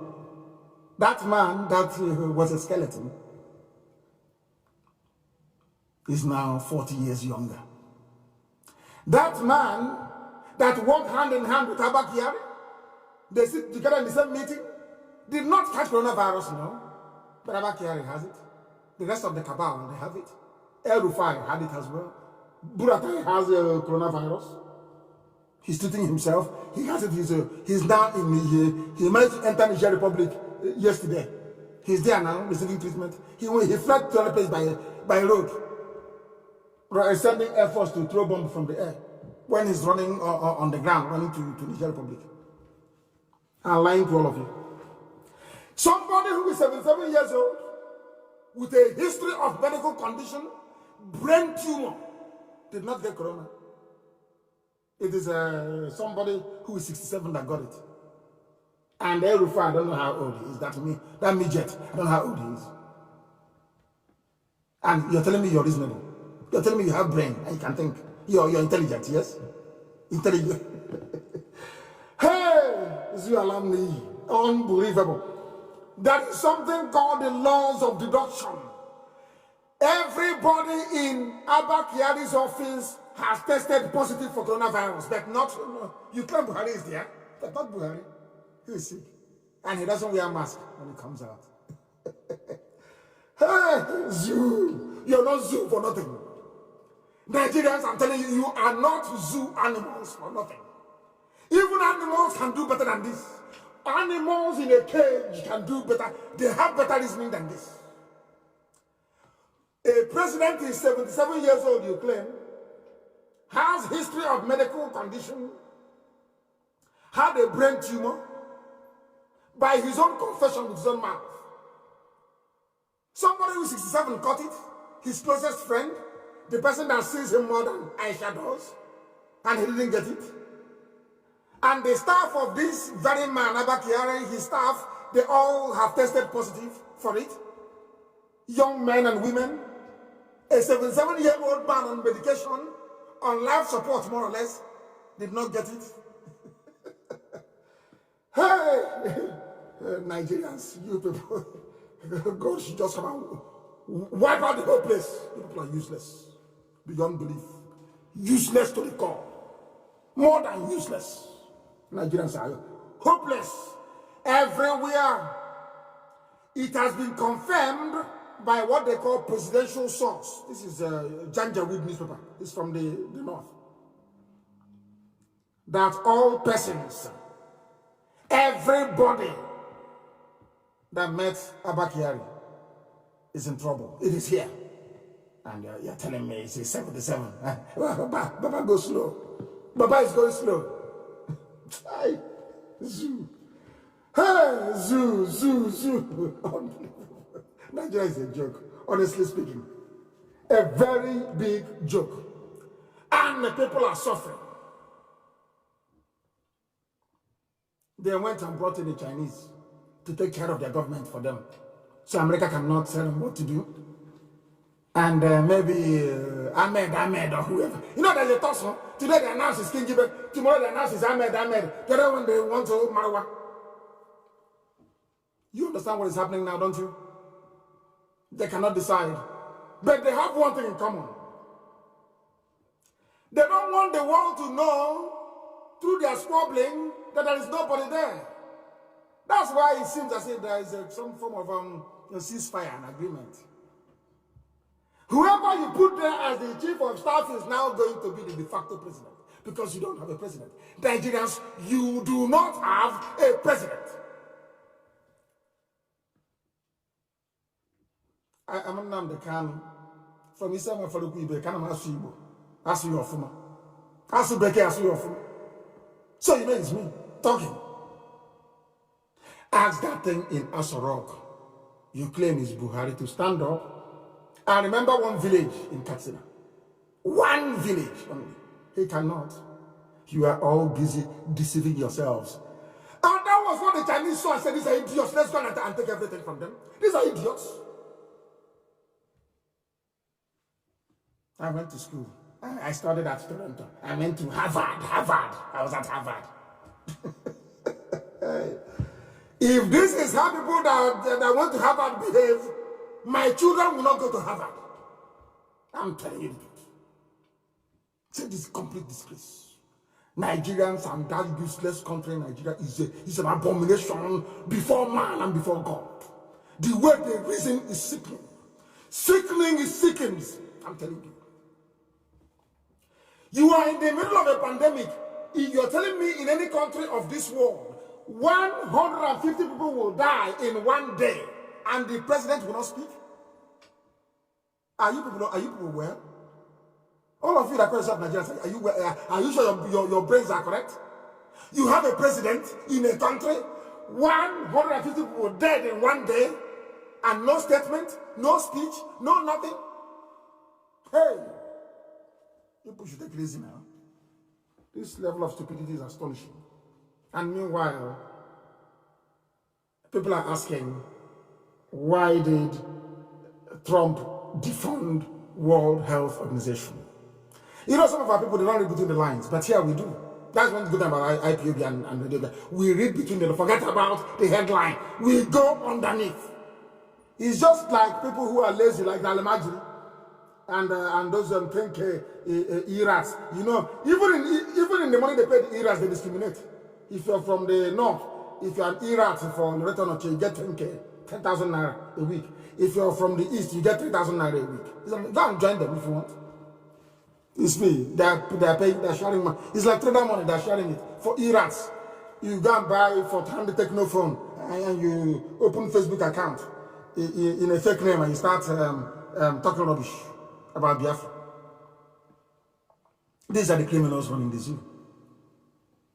They went to China to go and bring Chinese to come and kill people. And now the result is there. Will you talk about it? The answer is no.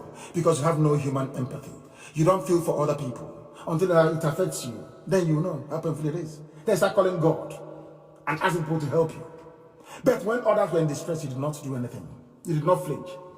Coronavirus is of animal origin, according to World Health Organization. They said it's not from the lab. I think you've heard it. From water. Now listen to what this man opened. A scientist. Listen to what he has to say. He's an African man from Ethiopia. I don't know where he comes from.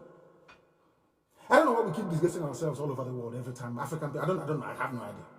Of course, Kofi Annan served with distinction. And to an extent, I'm not giving credit. Emeka Anyaoku did very well with the Commonwealth. He did very well, to be honest with you. He was a very astute diplomat. He did very well. Kofi Annan did well at the UN. But where did they get this man from? Where did he come from? Hey, do you know what he said? When they asked him, how do you know it did not come from the lab? Listen to his answer. World Health Organization. Listen to the answer. It is probable, likely, this is a direct quote of this man, Fadela Chaib, not Gabriel Watt, not that one. This is Chaib. Or is it Gabriel Selassie? I don't know what they call that one. It is probable, likely, that the virus is of animal origin. So the headline is rubbish. This is why it's always good to read beyond the headline. The man said it is probable, likely that the virus is of animal origin. A scientist cannot tell it is probable until you are sure you do not know. All you can say is that we are investigating it. They don't know that we are Biafrans, we are very intelligent people. We are not daft, we are very intelligent. A scientist telling you it is probable, likely, that is not scientific speak. That's not how science speaks. It speaks in absolute terms. We've tried this, it is this, or it is that. They are trying to defend China. He's only a fool who doesn't forget about all that thing that Facebook is doing. What's his name? That boy. What's his name? He wants to play God like Bill Gates and the Rothschild. He wants to play God. Zuckerberg. He wants to play God as well. He's defending China. If you ask something about that this very virus came from a lab, they block it or they censor it. They say it's fake news. But they've asked the World Health Organization, do you know, it is probable, it is likely. So they're not even sure that it didn't come from the lab. But the headline says, coronavirus is of animal origin, which is a lie. This is the type of journalism that is wrecking humanity. I call it Yoruba journalism. Journalism of the gutter. That was why we chose them, that girl yesterday. What's his name? Fire. I want to give her free publicity. Fire, whatever her stupid name is. We tweeted her a picture of Jubril with a face mask and a hole in the neck. And we asked her, is this Buhari? She has not replied. Yoruba journalist. I'm saying this so that the Yorubas can change. I don't hate anybody. Change from your evil, wicked ways. Serving Fulani will destroy you. Yoruba, change from your evil, wicked ways. Serving Fulani will destroy you. It will destroy your race. You tried it in a Lauren, you lost a Lauren. Why can't you learn from history? Yoruba, why can you not learn? Abiola served them. They killed him. Why can't you learn from history? Awolowo served them. He was disappointed. As they said, they took poison. Why don't you learn from history? Why don't you ever learn? Why do you think we chased away all the flavors in our land? We chased them away. Because they're useless. If you allow them, we'll be destroyed. Let us cope with the governors until their time is up. And then our land will be completely free. China is responsible for coronavirus. And now they're testing him. They're using an emergency in the north to do testing and people are dying. And you cannot complain because they're not your children. People are dying in the north because it is not the children of the owner of Channels TV. That is why there is no interrogation. Anywhere in the world they ask questions. Who brought them in for what? What killed these children in Kanu? All of you, there is no empathy because you're black and you're wicked. Your heart is full of wickedness. And you ask me, why do I want to be Biafra? Why would I live with evil people like you? You people are evil. Children are dying in Kanu. Children, little children. They may grow up to be terrorists tomorrow. That is their business. But they are little children on the streets and they are dying. And nobody's asking questions. It is that same people, that same man from Biafra that has no business with children in Kanu that is talking about them. And you're a Nigerian. You're a proud Nigerian.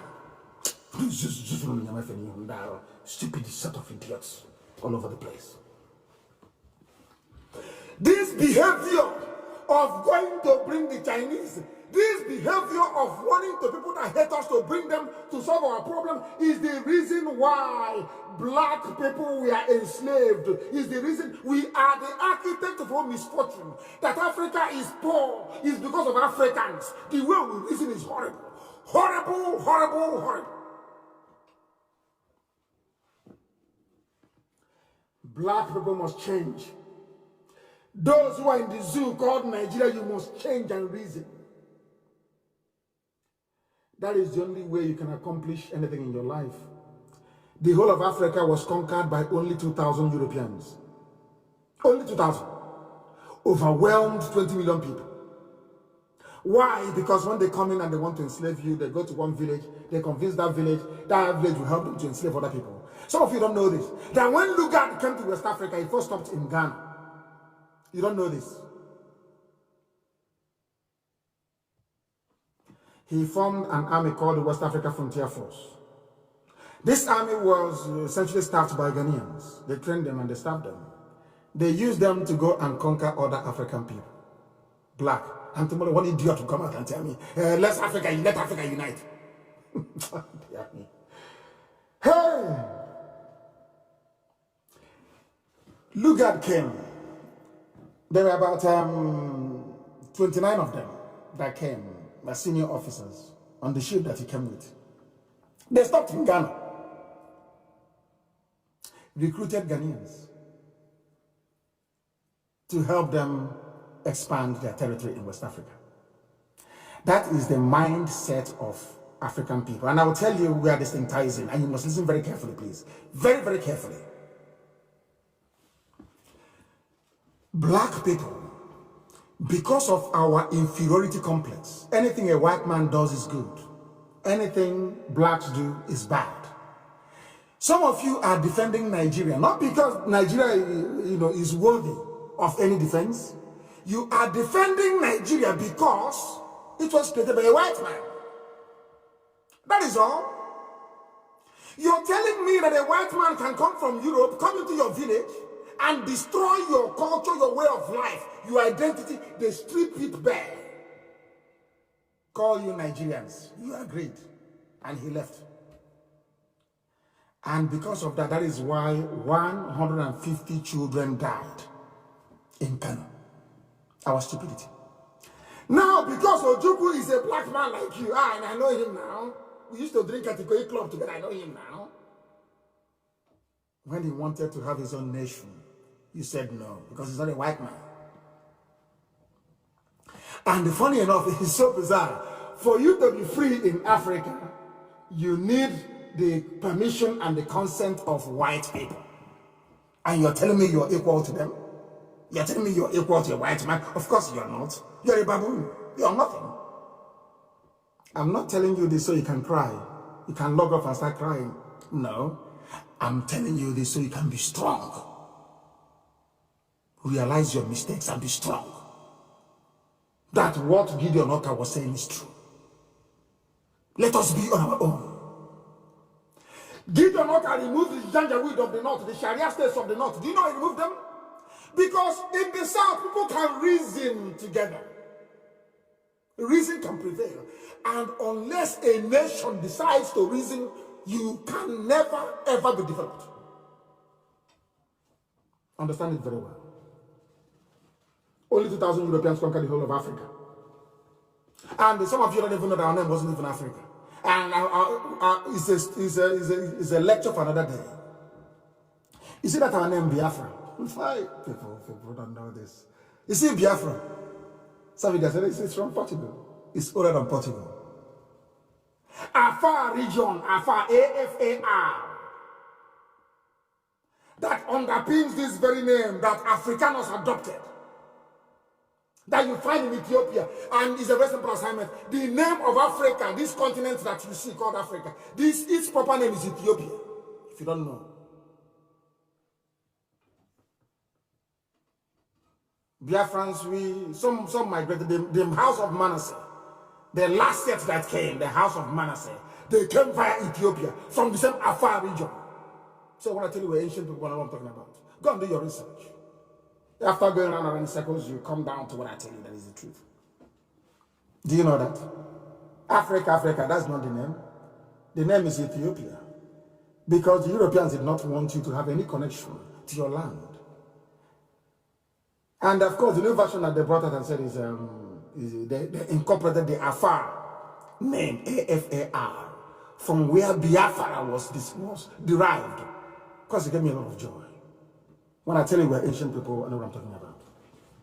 If you have any contrary view or opinion, let me know. You let me know. Let me know. Look at the people that brought in the Chinese. That is a news item. You have seen it. You know what I find very bizarre is that white people in Western Europe are more concerned about racism, the Chinese racism against black people than black people in Nigeria. I don't get it. White people are more concerned about the treatment that blacks are getting in China more than black people in Nigeria. And that was where you went to and brought people and claimed that they are doctors, they're experimenting on you. I want to listen to this, please, what the Chinese are doing to you. And then you brought them in, and now people are dying in Kanu. And who brought them in? Abakiari's gang. They were, hey, he's a King Gibe. King Gibe is a nice man. Inshallah, he'll be chief of staff. Can you believe such rubbish? These are the idiots that brought in the Chinese that are not killing you. And these are Chinese that are calling you all sorts of names. If I call the same name, you start crying and complaining. Because I'm not Chinese. I'm not Chinese, am I? I'm not white. Let's try and see if you can listen to what I'm saying. Distancing the government from a commercial that's been widely condemned A commercial. as racist. The ad for a laundry detergent shows an African man's black color being washed off. In China. The Foreign Ministry says the commercial has not affected relations with African governments. How can it affect it? CCTV's Roey Ruttenberg reports. Are you listening? They did a commercial. Detergent like Omo or elephant blue detergent in those days. If you're old enough, as I am. If you use that, detergent to wash your clothes in China, it will be as white as new. If you use that soap to wash a black person, they'll become white. Pure racist commercial. And you know what the Chinese government said? They're not even admonishing the company for doing it. They said, no, don't worry, this doesn't matter. We still have good relations with Africa. And the same people who are responsible for this, you call them leaders. That is what I don't understand about black people. The same people now in Nasarok, responsible for bringing these races in. You call them leaders. You call them our leaders. And I'm asking you, are you sure you're well? Are you sure your brain is okay? Unbelievable. Unbelievable.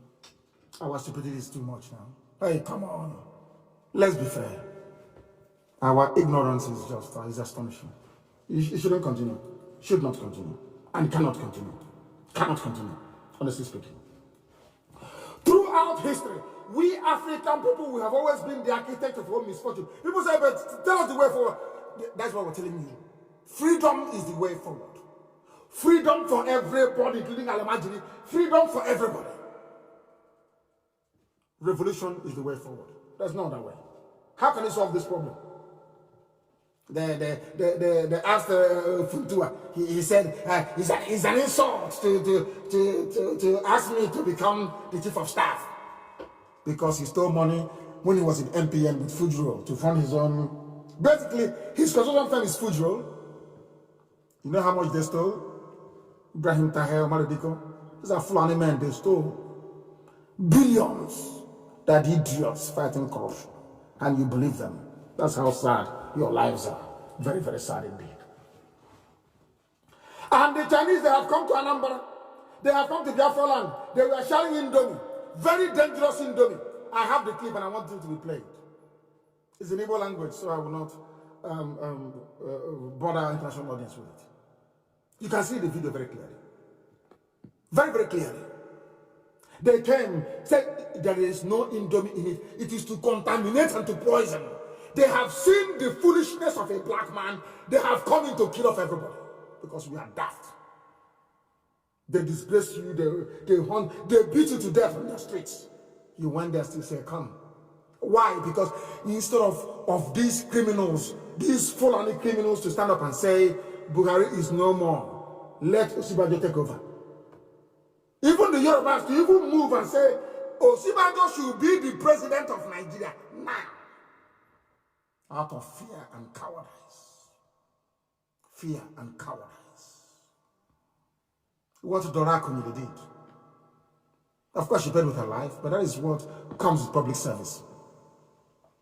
Had they succeeded in killing me when they come to my house, I won't be here today.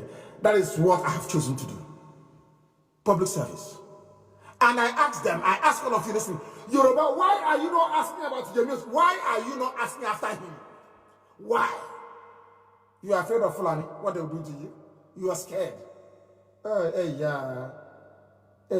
Sorry, you are scared. You are scared. When it comes to IPOB and Biafra, you have strength.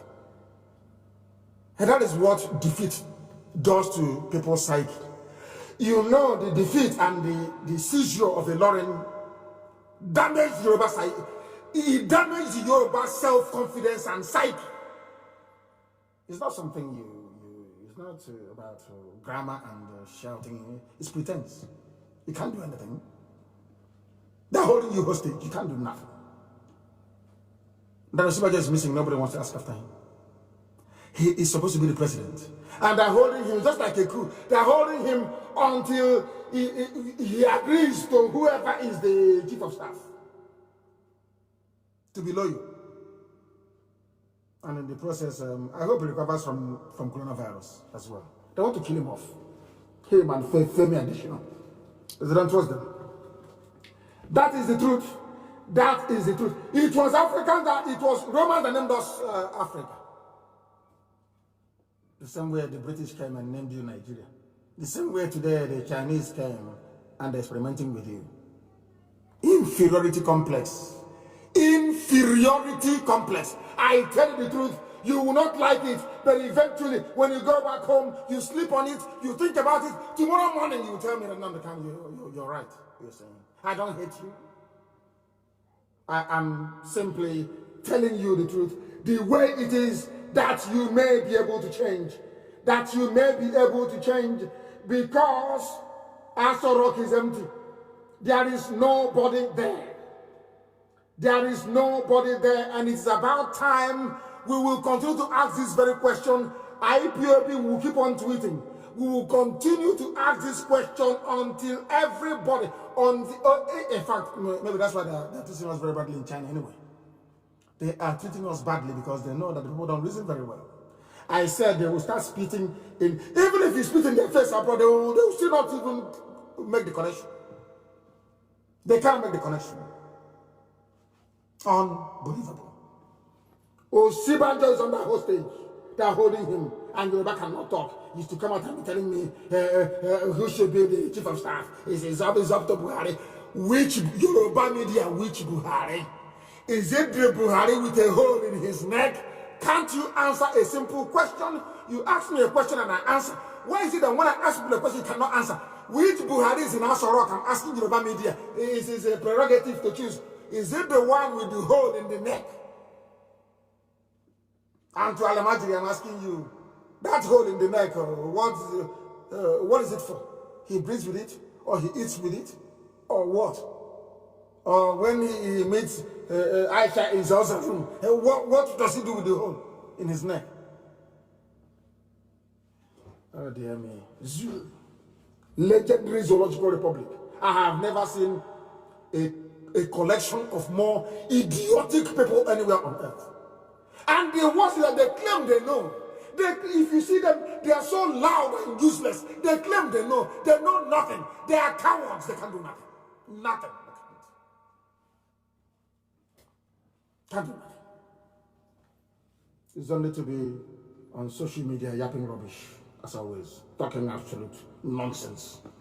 Absolute nonsense. Where is Nigeria's president?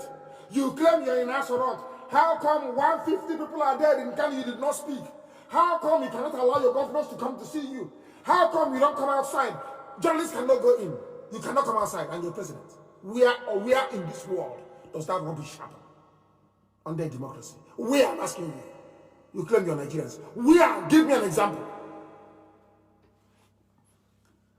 Because Fulani, no wonder they started with this Miyet Yala, these terror groups, bandits, to spread fear. There is fear everywhere. And unfortunately, those that hold the media, after Yoruba media relocate to Ghana, maybe to the Republic, I'm writing from there. Your cowardice, it stinks. People are cowards. I hate cowards. So this evening in the law court, I was in a court of law inside Abuja and I called Buhari a madman. Did you see it? Sometimes you pretend you don't see all those, you don't see them. You ran away. He's a cop. What I did in Abuja, your entire lineage cannot do it for them. Even if they live to be 1 billion years, they cannot do it. I called Buhari when he was alive. The old dictator, I called him a madman. Inside court number 4 in Abuja. High court number 4. Being presided over by Binta Nyako. I called him a madman and they cannot jail me. I told them, you are not educated enough to jail me. When I told them I'm going back to Abuja with 2 million men, they came to kill me. Because I told the whole world that thing there is not Buhari. I know the second that Buhari died. And we killed him. I know the second he died. Mad people everywhere. Zoo animals everywhere. From top to bottom. Here we cure your disease. Your mental illness, we cure it here. We let the whole world know how daft you people are. Your mental illness, here we cure it. They say, oh, but he insults people. He insults people. Why won't I insult you? You're foolish. You went to China, you brought Chinese people. They are now killing you in Kanu. And you're saying I'm insulting you. So those killing you are better than those insulting you. Do you see how foolish they are? Do you see how foolish they are? Very mad people everywhere. Very mad people everywhere. Look at it. In your country, a chief of staff is now the office of the president.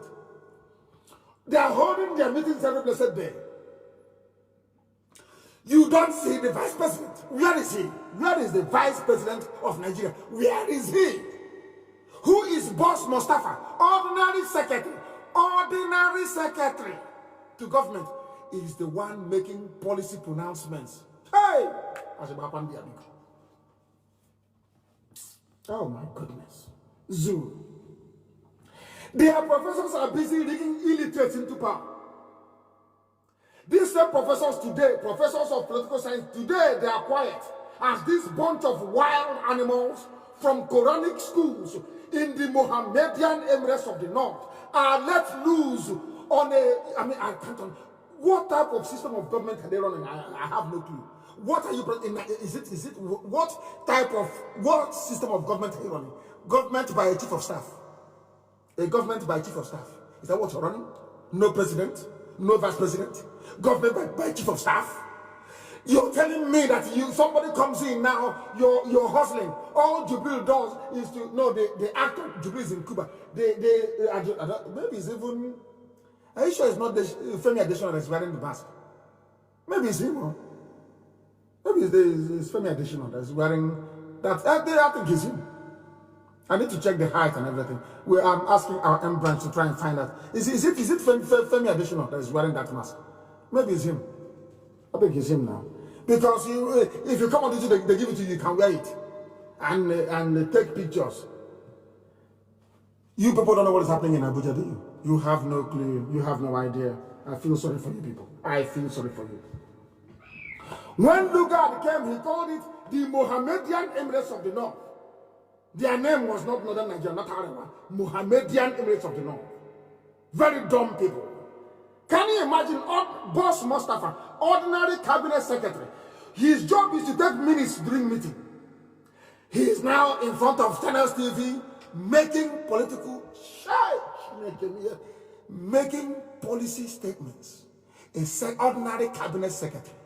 Hey, oh my goodness me. My goodness me.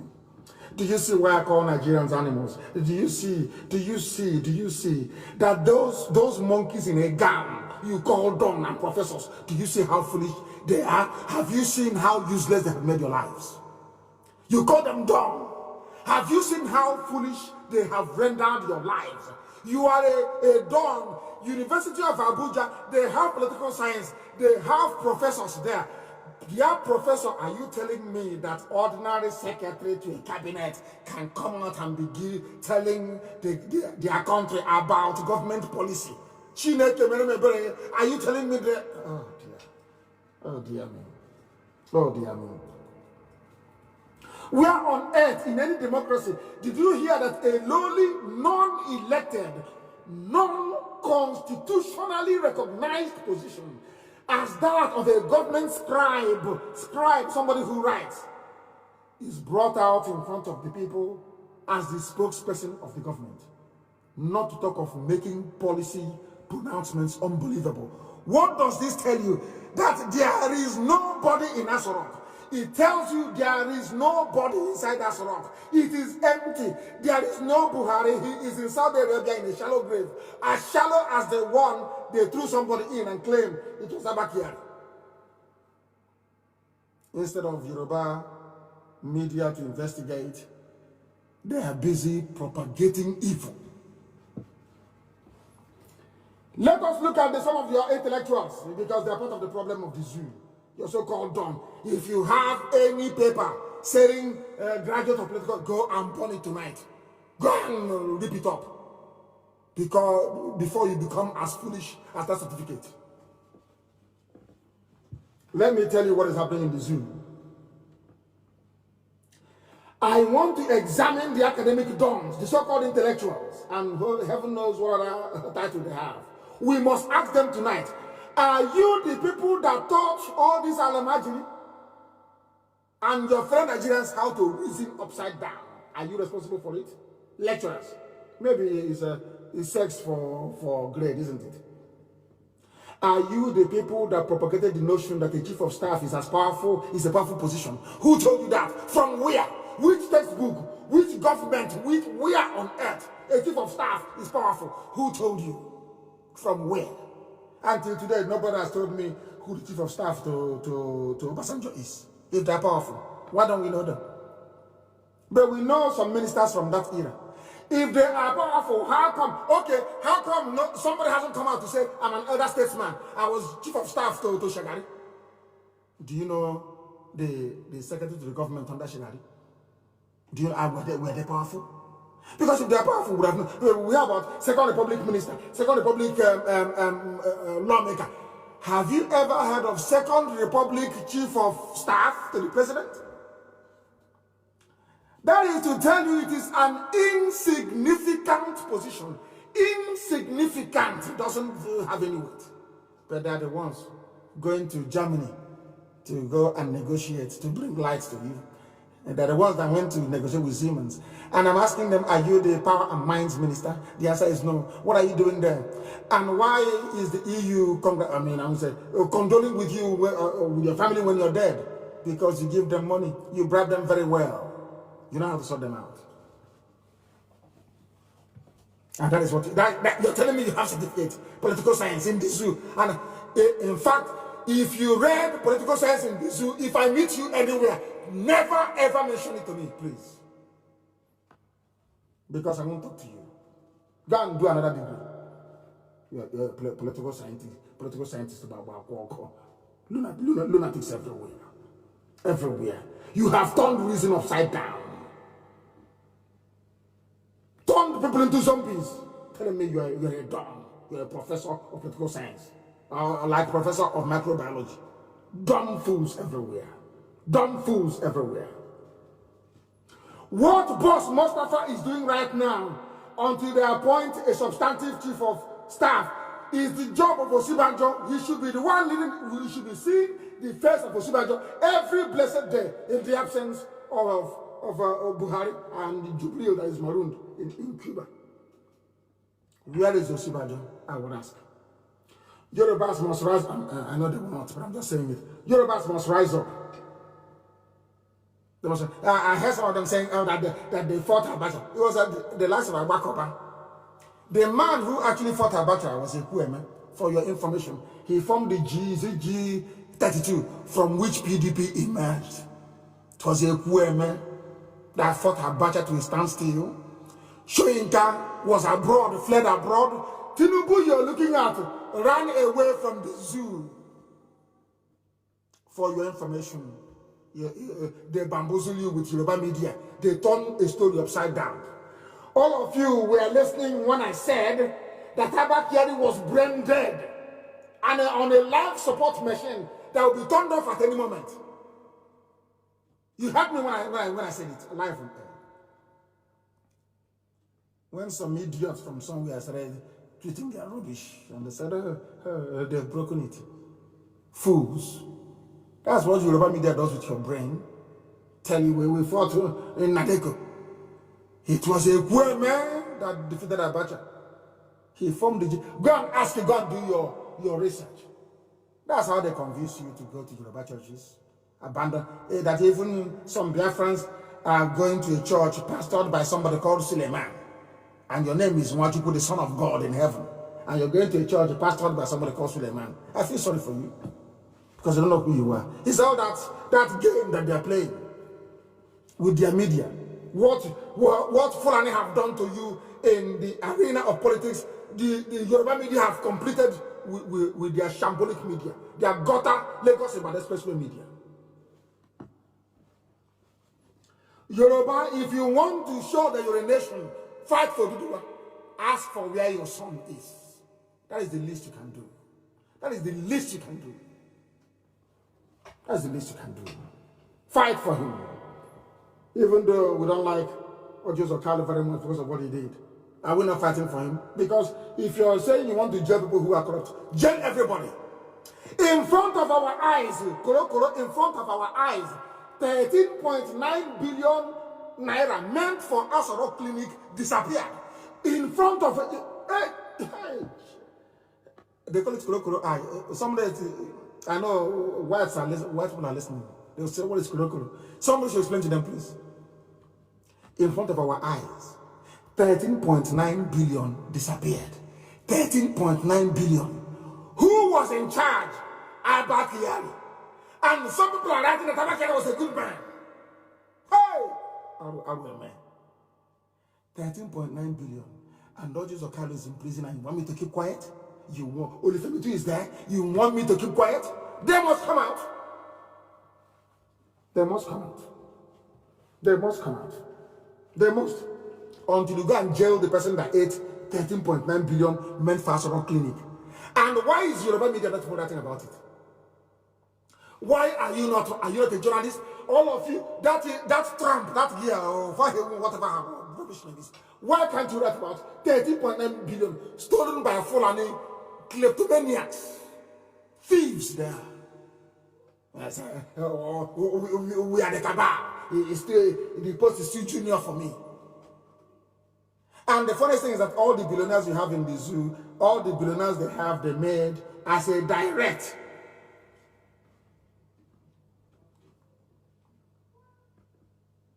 input from oil sales, isn't it? That's how they make their money, all of them. From Alakija to Dangote is a money launderer. He launders money for them. Who doesn't know? Which billionaire do you have in the zoo that you have is that directly attributable to oil? Isn't it? Obasanjo was there, gave his license to everybody, gave it to his brother, and then every day keep sharing it. That is why every time they love the Fulani, they have this alliance. You're going to lose Yoruba land. What happened in London is going to happen everywhere. But they cannot succeed in Biafra land. You see what they're doing in Ohafia and everywhere else. In Ongwa today as well, we've seen all of that rubbish. And they know one day we'll rise up. And everything that they do, I remind the world what they're doing. So any day we'll rise up, you won't come and be telling me your rubbish about secession. Because if I go to a meeting and my wife tells me about secession, I'll go there and I'll slap the idiot. I'm telling you the truth, I'll do it. Then I'll go to prison in the Western world. But that's rubbish. Now that they are killing people, you cannot see it. Now that Fulani soldiers and Janjaweed are everywhere killing, you can't see it. The thing that will rise up is no longer be. We'll get there very shortly.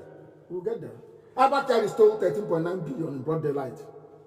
And the EU are calling him a statesman. And the EU is fighting corruption. He went to negotiate. Nobody in Germany asked him, this one you're coming, are you the minister responsible? Is that your portfolio? Because they are part of the gang. They know that Buhari is no more. And to buy their silence, they're shipping money to them. And the time now is 7 minutes past the top of the hour. I don't know if people have the data to continue listening to me this evening. But those on radio can continue. Those who, if your data is finished and you want to disengage, I can understand. You can go maybe to the app, or you can go somewhere else to listen if you feel that Facebook Live is too much for you. That way I will excuse you quite gladly. But we must preach this gospel. It's very important. It's very, very important we preach it. I am now going to give you the names of your professors. They love to write for Vanguard or something. They write very good. They write. They spend 2 weeks researching what they're going to write. They plagiarize from all over the world, and they sit down and they compose, cut and paste. And they'll be, the grammar is sweet. Oh, that's what they'll be saying. Rubbish. Absolute rubbish. That is a Professor Akinwande Bolaji Akinyemi, a professor. The former, is he still alive? I don't know if he's still alive or not. He's a professor, born in 1942. Prof. There's another professor, Joy Uche Angela Obu, former foreign minister. I'm calling out their names. These are professors. Because I want you to go and ask them, please, dear professor, in which system of government is the chief of staff more powerful than the vice president? Please tell us. That's why I'm calling their names tonight. Shame them and disgrace them. So when they write their junk again for any newspaper, you know they're idiots. Once you said, I remember what a friend told me many years ago in London. He said, if he goes into a meeting and somebody says, I'm a professor and that person is a black man from Africa, he will punch him in the nose. Because they're useless. Honestly, they're just useless. There is coronavirus. You have professors of microbiology. Where are you? Your mates are abroad developing vaccine. You are at the TVC studio talking rubbish about how you transmit the disease. Here we don't have pity for idiots. There is Professor Sherif Folarin of Convent University. He is the professor and head of the Department of Political Science and International Relations. Big title. And I'm asking him, I'm asking this international relations man, where on this earth does ordinary secretary to the cabinet come out in front of the television to make policy pronouncements for the government? Where on earth have you seen that before? Where on earth have you seen it before? Where have you seen it? That is Professor Daniel Eseme Berevier. University of Nigeria Nsukka has Nduaka, professor in political science. That is Professor Ezan Emmanuel Onyebuchi, UNN. Professor Ibano Kejukwu Obinna, UNN. Professor Okolie Aloysius Michael Nnabugu. There is Professor Anifo Woshe Francis. If you don't call them professor, they'll get upset. They get angry. I'm calling them to shame them. Answering professor for nothing. Wearing big gun for nothing. Causing heat and contributing to global warming by giving off excessive amount of carbon dioxide by wearing that rubbish that they wear and cover their heads with. Professor, my food. Professor Babalawe Gabriel Olatunde, but the funny thing is that there's no Almajiri here. Very, very sad indeed. They don't go to school. They do not go to school, do they?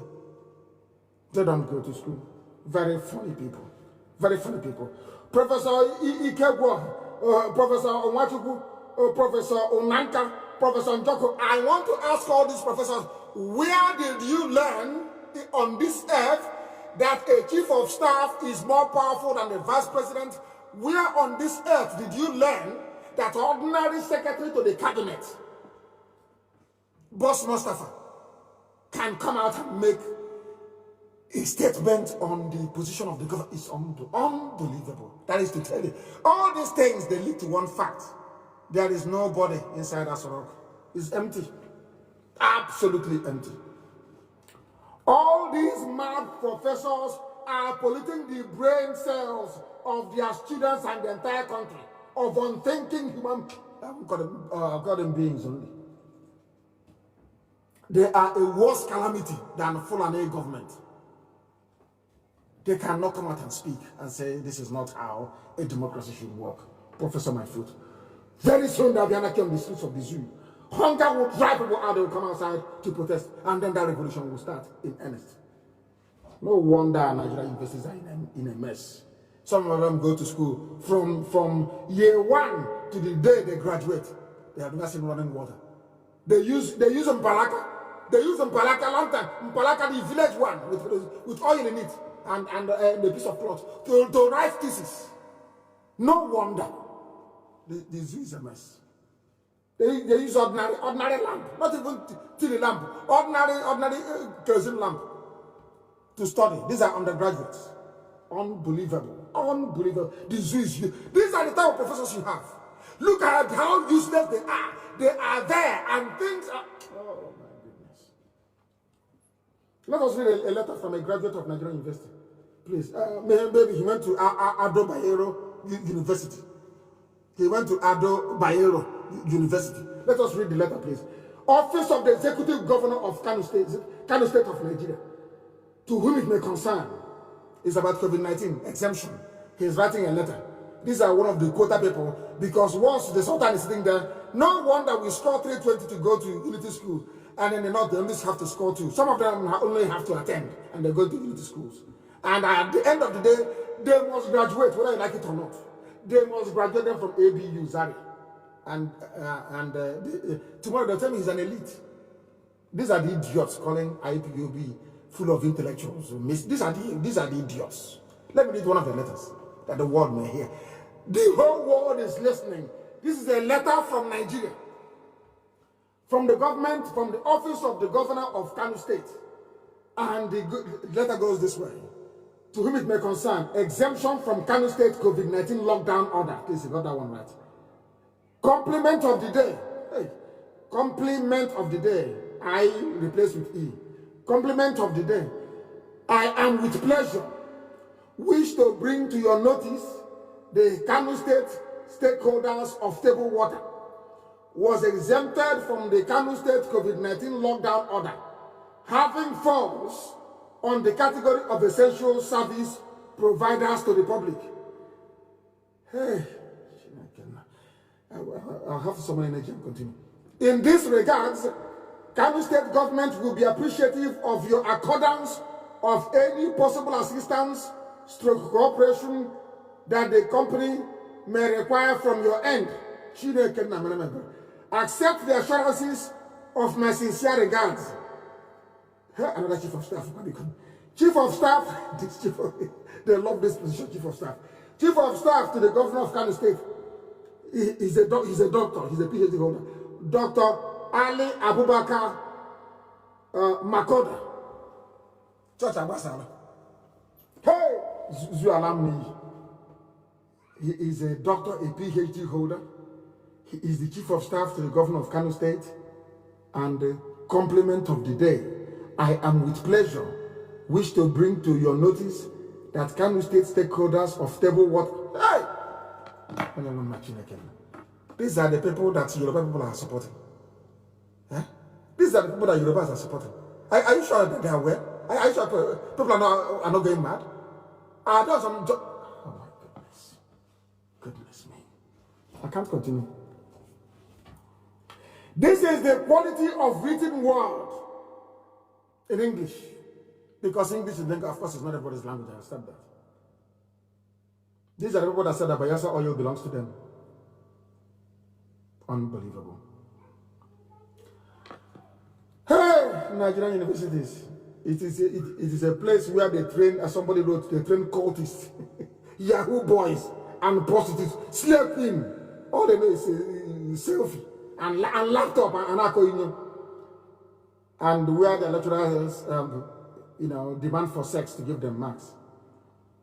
All they know how to do is to go on strike. They use their research grants, even including the professors of microbiology, to go and buy expensive cars and build houses. Only people like me can reset their brain. And that's what we're doing. And it's going to work. You watch and see. I was this way with our people when we started. If some of you can remember. Some were crying and saying, you're insulting us. I'm not insulting you. One day you will thank me for it. You begin to reason like a human being. If you reason like an average black person, you're doomed. You're finished. You can never see running water all your life. You can never have electricity for 24 hours all your life. If you reason the way you do now, in the zoo, in Nigeria, you are doomed. I don't hate anybody. What I say is that of love and kindness. I must tell you, it's not out of hate. Why would I hate anybody? I want your progress. Everybody, even including Alamajiri in the north. I want everyone to be free. I want them to go to good schools. I want the Alamajiri children in Kanu, in Katsina, in Sokoto, in Kaduna. I want them to go to good schools. I want them to have a good life, all of them, one after the other, from top to bottom. I have nothing against them. What I have something against is mediocrity, Fulani mediocrity, and the Yoruba hypocrisy. I cannot stand it. I can't. God, I can't stand it. I can't stand it. That's why I say what I say. And the duplicity of Biafrans, duplicity. Cunning behavior, I can't stand it either. But thankfully, we have cured our own illness. We started our own COVID-19 treatment from 2012. In fact, from 2009. But we brought in the drip, the intravenous. From 2009 was ordinary tablet. From 2012, we started to give them intravenous. And today their brains are functioning. That is why if you can't defeat us anyway, nowhere. Nowhere. If you want us to fight on Twitter, we go. You want Instagram, we go there. You'll be the one to beg and run away. This is IPOB. We're not, it's not a bunch of, the best of the best is in IPOB. If you don't know, we just kept quiet. There's the same where we come from. That's the trick we bring on them. They are touts. We said yes. They are opportunists. We said okay. They are miscreants. But we are doing our job. We are doing it. Now that Corona has exposed everything, they are now running to us and saying, please come and help. That's how we do it. Because we are IPOB and we are blessed from heaven. Blessed from heaven. I do not hate anybody. Heaven is my witness. Everything I do out of compassion, out of love. Even when I castigate you, I do it out of I want you to change to be a better person. I want to travel to Yoruba land when they are free. And everything is working. I want it, of course. I want people in baggy. I want baggy people. I want TV people. I want everywhere to be developed. The same thing I want for my children is what I want for you and your children. That's what I want. Look at the oil you're accusing me of. Oil is worthless. To bring it out of the ground is more expensive than actually selling it. But we are still doing what we are doing. We are still pursuing what we are pursuing. I hate mediocrity. I cannot stand it. And do you know why we are the way we are? Some of you may have forgotten, but I'll remind you. There was a creed we used to recite when we started this very movement. I wrote about one of them earlier today. The oath I took in Jerusalem when I went to ask permission from God to do this very work. The oath I took before God. There is a creed we used to have, and I want to recite it for the whole world to hear. What we believe in, what we are pursuing, and why IPOB is undefeatable by any man. Only God cannot man. No man. Write it down. They said you was boasting as I am not boasting. I am telling you, nobody can stop IPOB. You cannot. In all that we do in IPOB, we have been guided by this very ancient creed of those that liberated the Temple of Solomon in Jerusalem from the Muslims. Understand it very clearly. I don't hate Muslims, I love them, but they have no business being in Jerusalem. They should be in Mecca and in Medina, not in Jerusalem. I know it's not a very clever thing to say, but it's the truth, and I'm saying it. You will love the Lord thy God with all thy heart. You must be without fear before your enemies. You must speak the truth always, even if it leads to your death. That is what we do. Always, it does. If you do wrong, we'll tell you. As EU supporting evil and criminality in the zoo, we are telling them. We speak the truth always, even if it leads to our death, we don't give a damn. We must help the poor and defend those who cannot defend themselves. That's what I do every day of my life. Defend the poor and those who cannot defend themselves. That God may love us. That's why IPOB is indestructible. These very 4 sentences that we recite in our heart, that guides us. We don't have any babalawo, none. It's only this. Place everything before God in heaven. We are man, we are fallible. We are flesh. We are fallible, we know that. Nobody's perfect. I'm not perfect, God forbid. I'm not. Nobody is. But we are guided by this. We must remain without fear before our enemies. Always. And to speak the truth, even if it leads to our death. We must defend the poor and the helpless. It is your job in IPOB not to kidnap them. You must defend them. That is your job. That is what you swore to uphold. To help those who cannot help themselves. That is our motto. That is our creed. That's what we do. That's what we do. That's what we do. That is what we do. That is what we do. We have not finished. We have not finished. We are live and direct.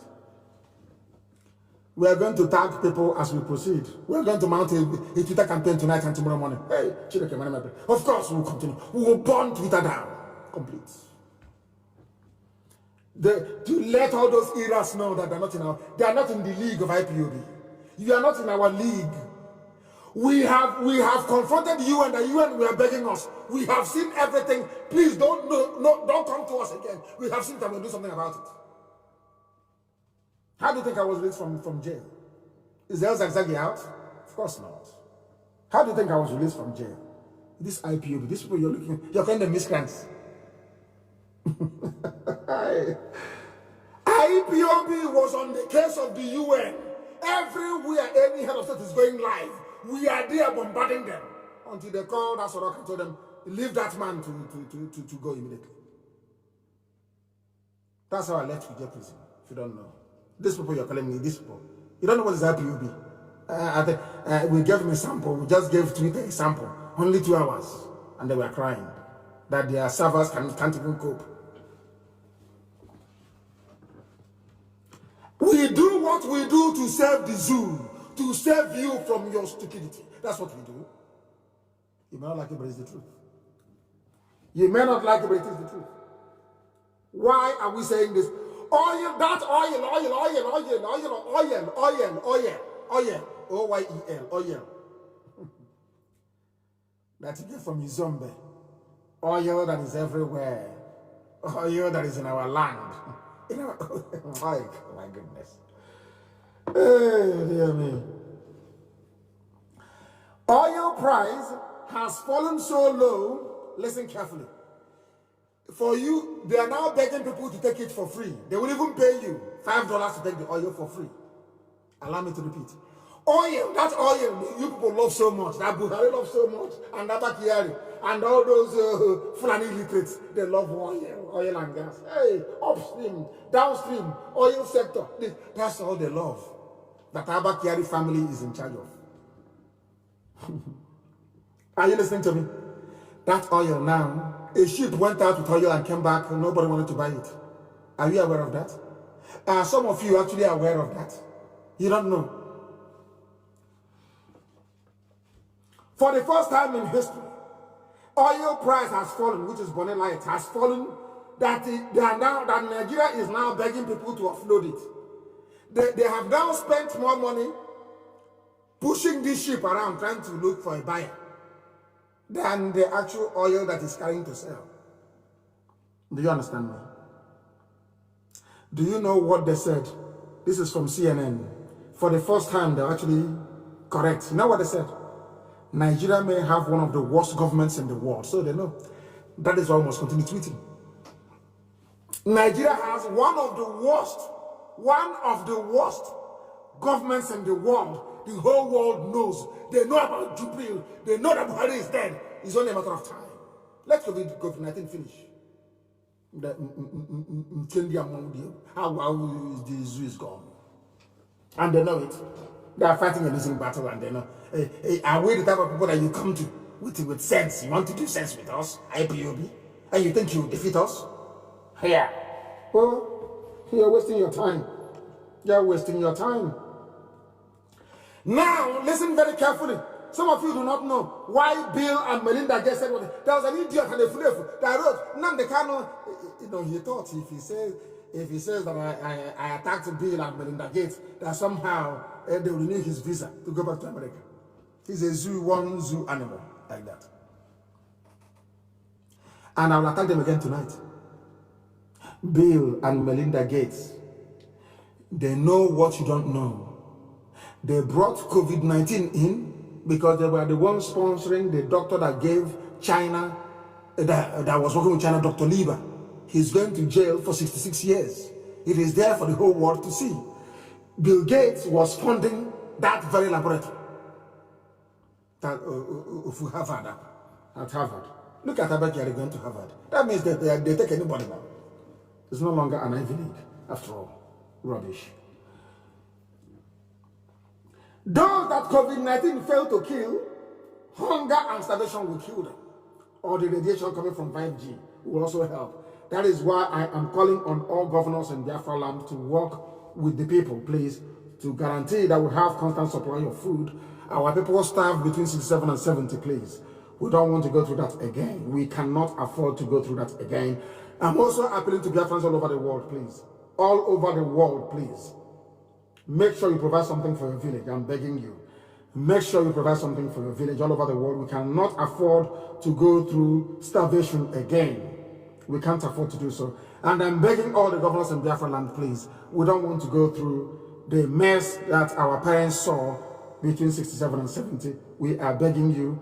As I said, I will not be hostile to anybody unless you do something that warrants it. But for now, please, I am appealing to all the governors to make sure that they work with the people to ensure that it's food. After COVID-19, of course, all hostilities will be resumed. For now, we must come together to make sure that we save our people from starvation and from hunger. Very, very important. Their life is more important than anything else. And we must make sure we keep our people alive as much as we can. The people that you have now in Asorok, nobody knows who they are. Nobody knows who is in charge. There is no Osibajo. He's the only one who's elected to actually do something. He's no longer there.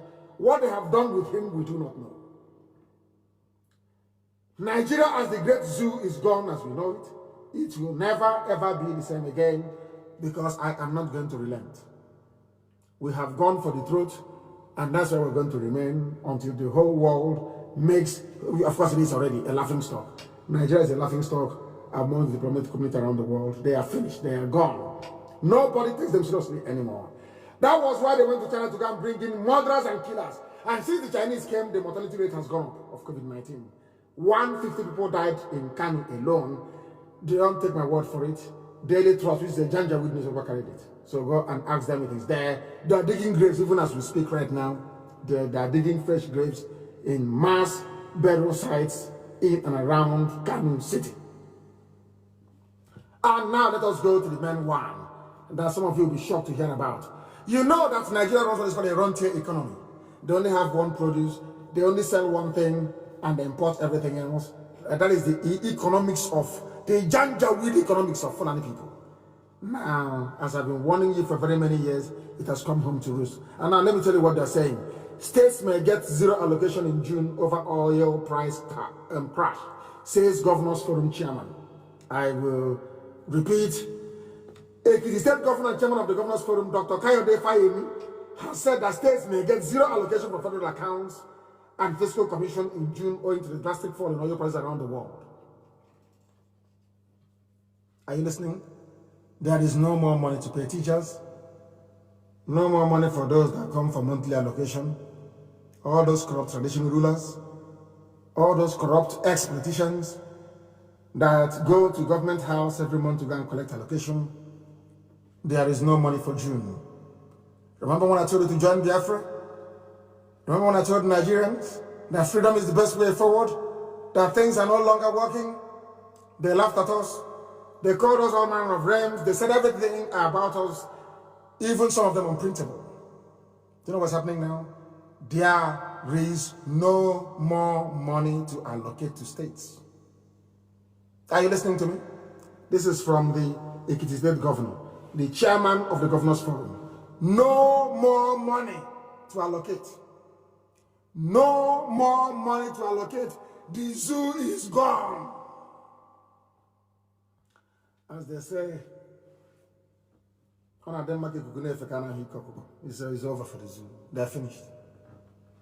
Common unseen virus, a tiny virus. The so-called giant of Africa. The most populous nation, blackly, talking about people talk rubbish. That's crashed. There is no money because in any civilized part of the world, once you fail to pass your budget, you're finished. They can no longer pay teachers. They can no longer pay their workers. Pensioners are doomed.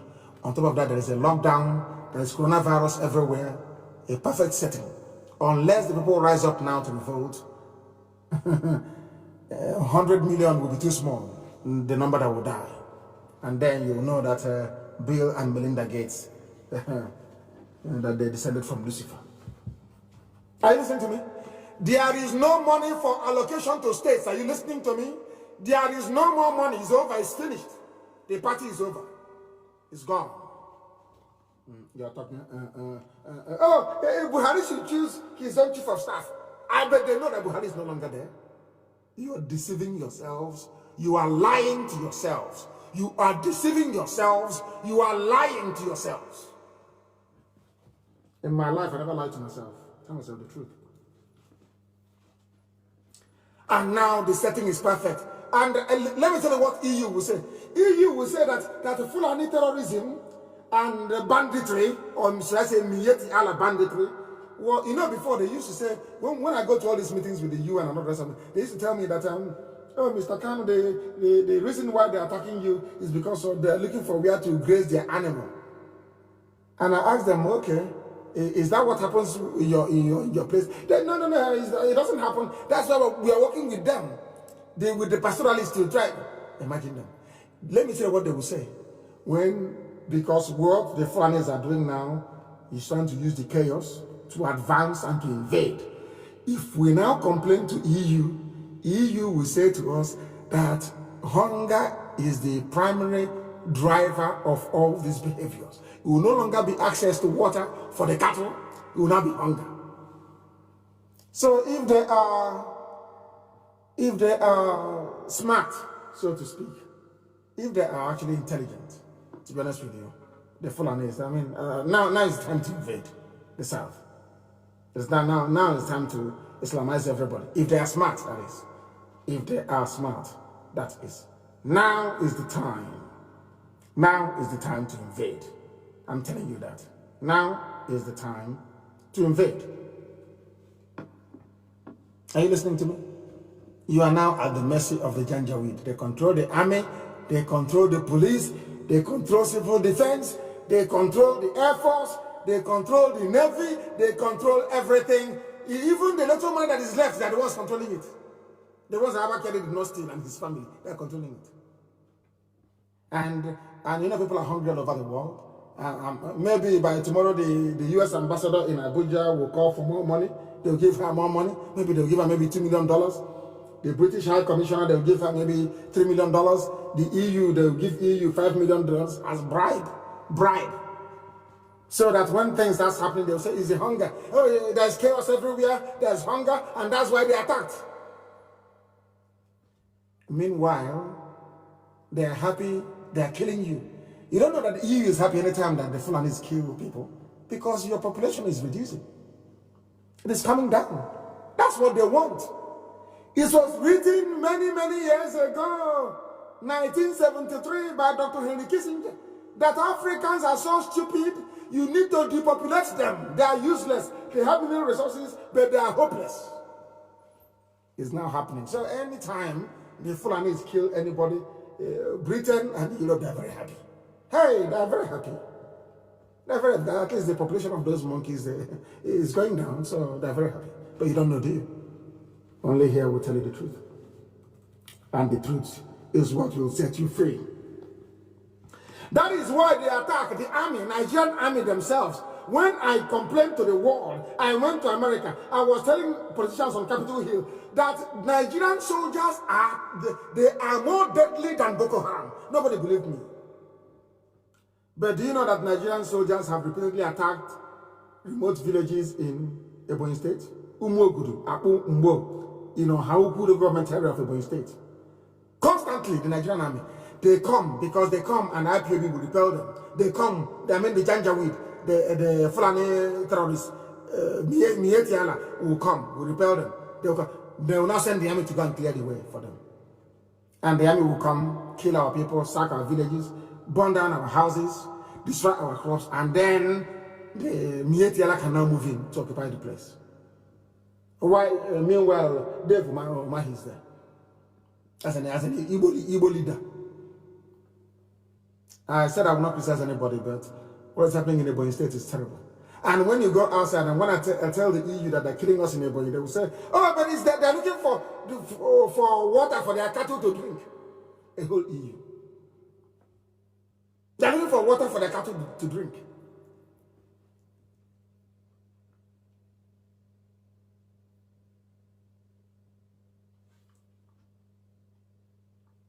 Can you believe such nonsense?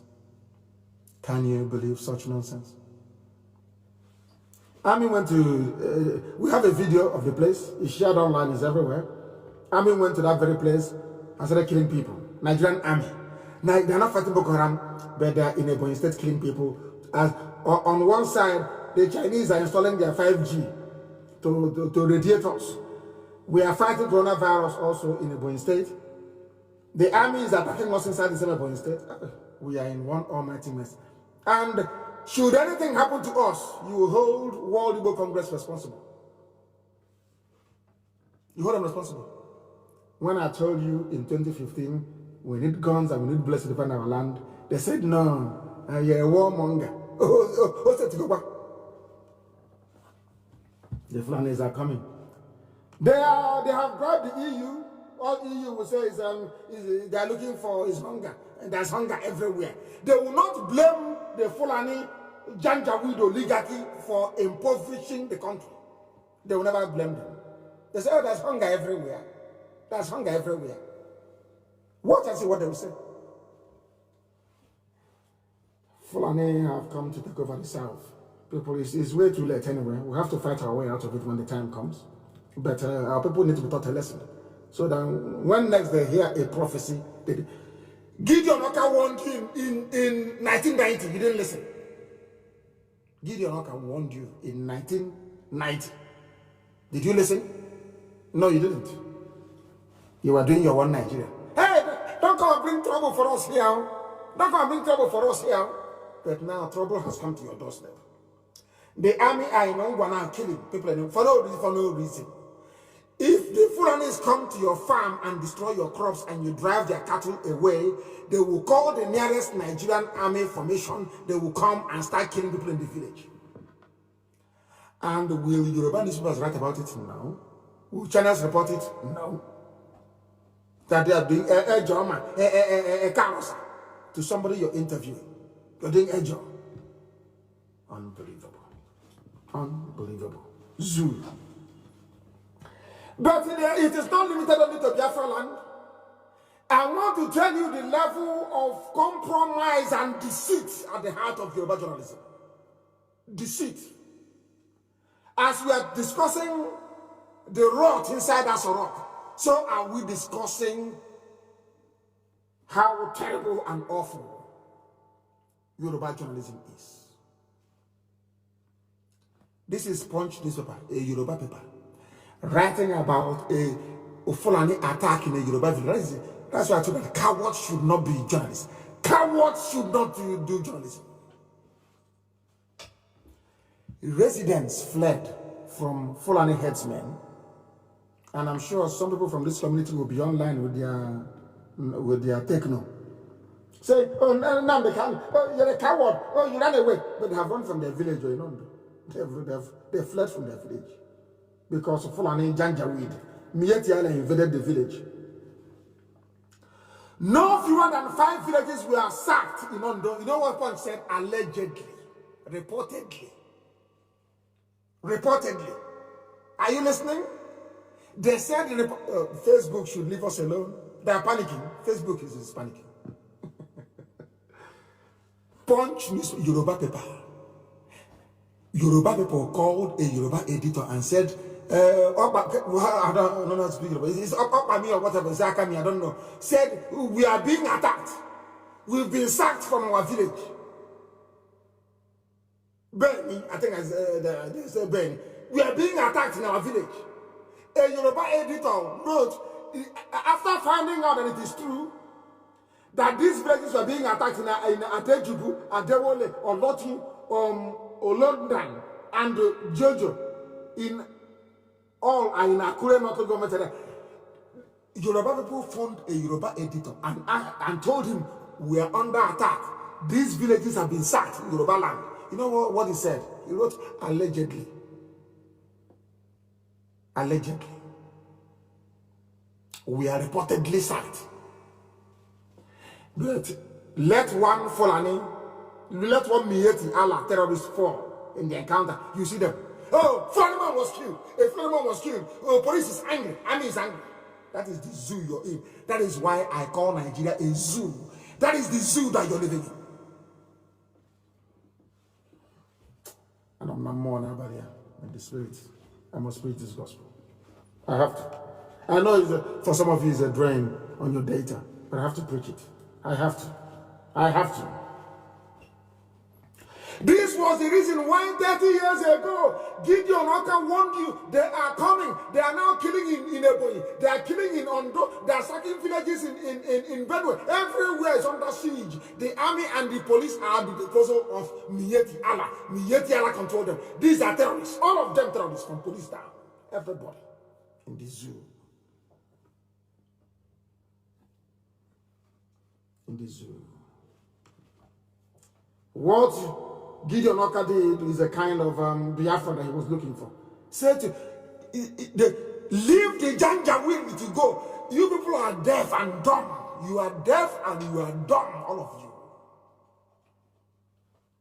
you. Leave the call now north to go. The Sharia north, leave them to go. But you won't listen. Look at where you are now. They run the economy down, flatten everything. There is no investment. Nothing is working as parochial.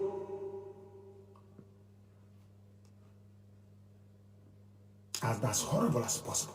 These are evil men. Evil.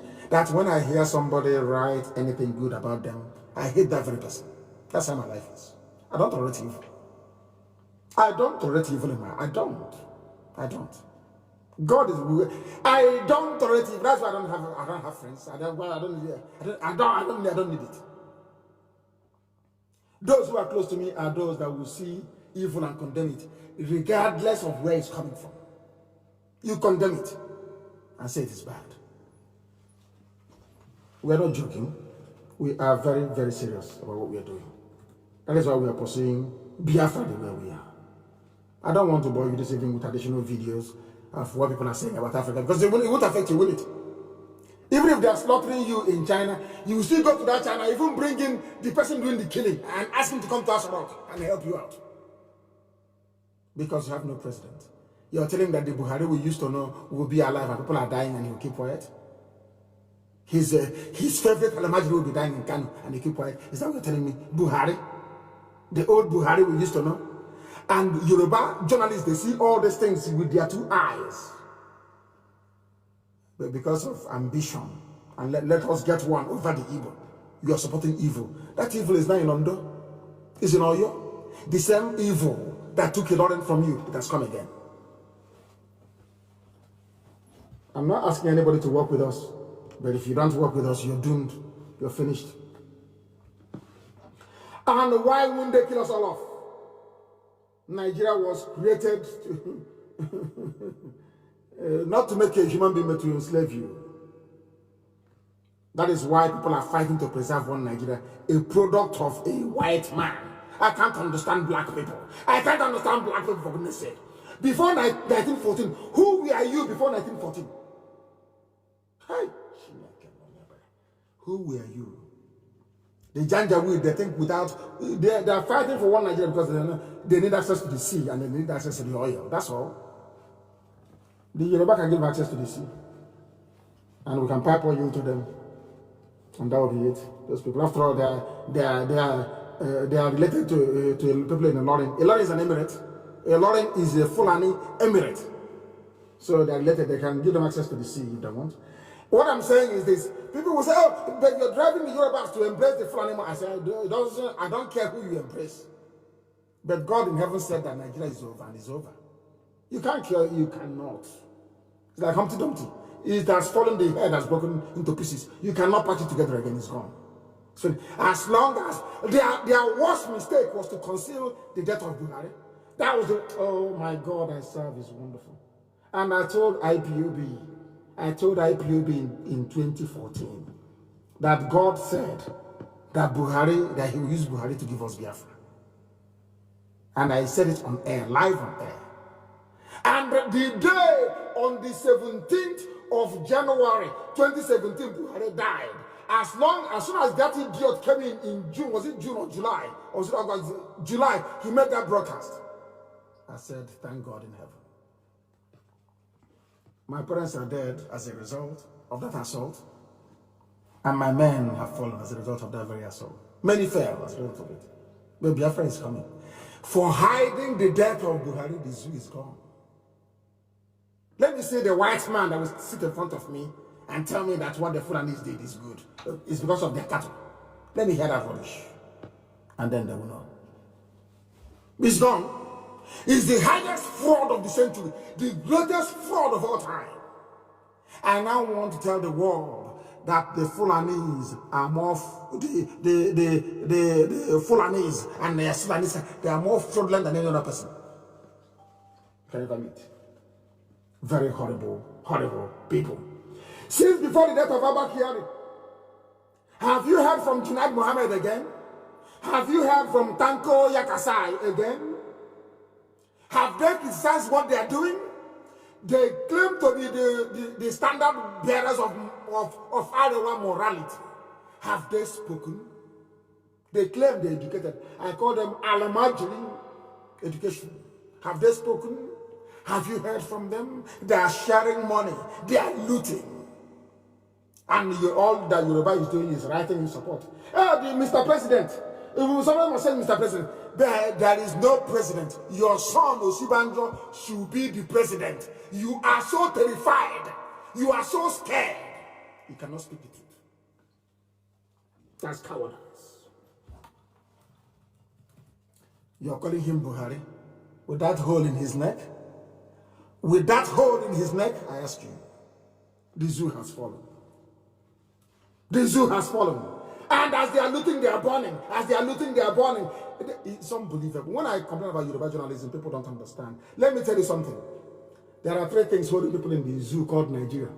One is ignorance. That's number one, ignorance. The ignorance of an average Nigerian is astonishing. One is ignorance. Second one is Fulani mediocrity. Janjaweedism. Janjaweedism. Fulani mediocrity. The third one is Yoruba media. Before God and man, Yoruba media has done more damage to the psyche of Nigeria than any other sector. They are evil, pure evil. And I will prove it to you. And I'm going to post it. The very picture I sent you of different headlines of the same incident. I'll read it for you. You know they stole money from Jos CBN. They stole money from Jos CBN, Central Bank of Nigeria in Jos.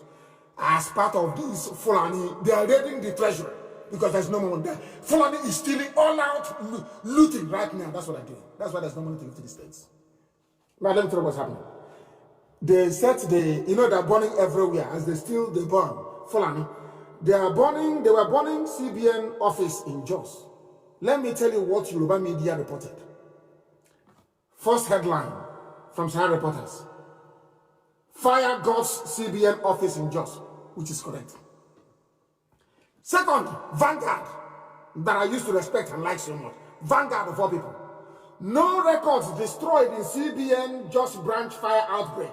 Official. Are you listening? Are you listening? They never bothered to send any investigator, any reporter. Go and see if that building was burnt or not. They sat in their offices and said, no records were destroyed.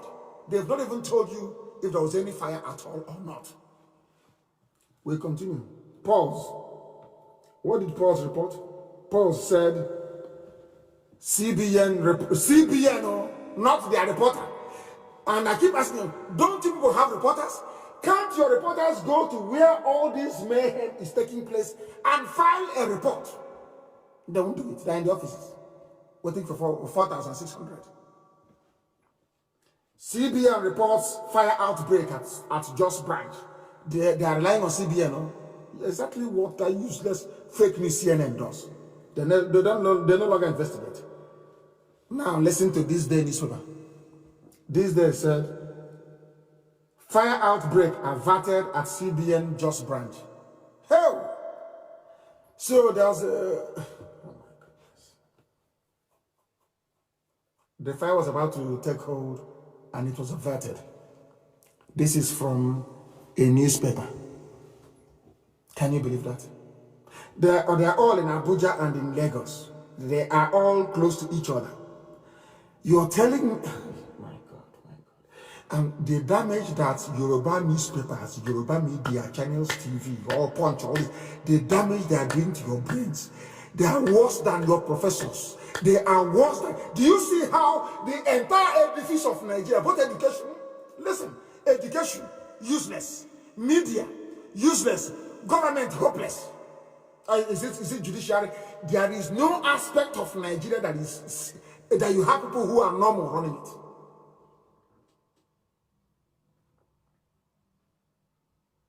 Do you see how bad Nigeria is? That Nigeria that is your country, you see how terrible it is? Even your own newspapers. There was a fire outbreak in Jos. One is reporting the place is burnt. One is saying that CBN said no files were damaged, which means there was fire. And this day is saying fire outbreak was averted. Hey, journalism in Nigeria. Oh my word, who did this to black people? Who did this to you, Yoruba media? Who did this? Must you be evil? Must you be evil? Must you be evil?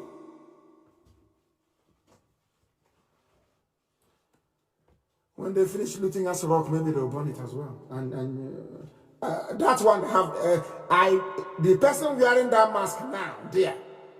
I suspect it's very additional. Because Jubril is in Cuba. I think he's in Femi Addition is wearing that mask now. Anybody can wear it. Anybody can wear the mask and wave and move your mouth as if you're talking. You mind. And these are intellectuals in Lagos. Intellectuals. Sophisticated morons. Sophisticated idiots. Sophisticated cowards. It makes me sick. I don't even know them and the Janjaweed, who I hate the most. Sophisticated idiots. You went to school. You can reason. You saw somebody with a hole in his neck. A hole in his neck. And you're saying that is Buhari. You people are evil. Evil. Evil people. It's Buhari. Okay, bring him out now. Yoruba media, bring out the Buhari you have in Asorok, bring him out. You know, you like to do a job, a karoma. You do a karosa to him, bring him outside to interview him.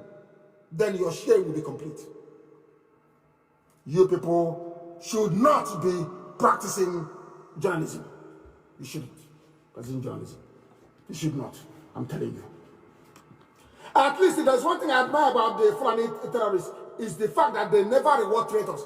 You see, as incompetent and as foolish as they are, you see all these cattle raiders, all these Isaiah and Da and King Gibe and Mamandara. You see Fulani Caliphate, they don't reward traitors. And I want to prove it to you tonight. As horrible as they are, do you know that they refused to give Baba Gana Kingibe the chief of staff position? Do you know why? Because they told him, you betrayed Abiola. You know this man ran with Abiola for office. This man he collected money from Abacha and abandoned Abiola's campaign to reclaim his mandate. Do you know they reminded him 3 days ago? He will be shocked how I know this. They reminded him 3 days ago. You betrayed, of course, Abiola is a Yoruba man, but you betrayed him. That goes to show that you are not a team player. You will also betray us. That was why they started pushing for Ahmed to take over. That was how King Gibe lost out. He'll be shocked now. Who told him Nnamdi Kanu this? But we are everywhere. How do I know that you're having a meeting with the governors today? Our intelligence branch is called the M branch. There is nothing we don't know. Even before you carried out your attack, both in Ebonyi and in Ngwa, today we knew you were going to attack. And as you attack, so is the State Department. Everybody all over the world, they have every attack you make in Biafra land. Do you know what? Where we keep work and give it to the world? So the day we'll commence our own. Nobody will say that they are seceding. They will be the ones to open them out and say that they are fighting for their survival. Now you see the trick. You think you're brainy? We are IPOB now, we are too intelligent. Keep attacking us. Keep attacking and burning up. We have all the records. And the whole world, they have it. The day we commence our march to Sokoto, let me say the bastard from anywhere that will say that there's a city. Then they will know how mad we are. Useless zoo. They told you, Baba Gana Kingibe, you're a traitor. We cannot have you. To represent Buhari. You cannot be the one to rule the country. Because that chief of staff is the ruler of Nigeria. Now, that's why they're not touting Ahmed. You think they don't know? And of course, Abiola was a thief. Who doesn't know that? Was Abiola not a criminal? Did you not listen to Fela? International thief, ITT contract that Abiola stole? When I say, they say he's insulting you, and I'm not insulting you. Abiola was a thief. Who doesn't know that he was a criminal? He was doing Muslim, funding everything that they were doing in the north. He thought they would give it to him. After what Abiola did for the north, they did not give it to him. Who is Tinubu? Who is he? They didn't give it to Awolowo. They didn't give it to our Abiola. Who are you? Who are you? It's me preaching Nnamdi Kanu. When I preach, I tell you the truth. You may not like it, but it's the truth. After all. The killing is so much that even the Christian Association of Nigeria, they have gone into quarantine. Have you heard from them again? Your Christian Association, they have collected money. But you go on Sunday, you give them tithe online. Pay 10%. And you don't ask them when Christ is coming. You don't contribute a dime to IPOB. You ask them, when is this your Biafra coming? When is it coming? But you go to mosque and you give whatever you have to your mom. You go and you give to your daddy GO, you give them money. They are preaching the kingdom of God, isn't it, every blessed day? Have you ever asked them, have you ever said to them, I will no longer pay title unless you tell me when Jesus is coming? You want to go and ease yourself in a place where the grass is taller than you. It's not done that way now. So we are too intelligent for all those idiots. Now, I can tell you, Ganduje, the same criminal in Kanu, the same Gandola that was taking dollars, all of a sudden he's not corrupt too. But he was in a video stealing money. He was seen forcibly converting Christian girls to Islam in broad daylight. Nobody said anything. If that thing were to happen in Owerri, believe you me, the artillery division will be everywhere killing people.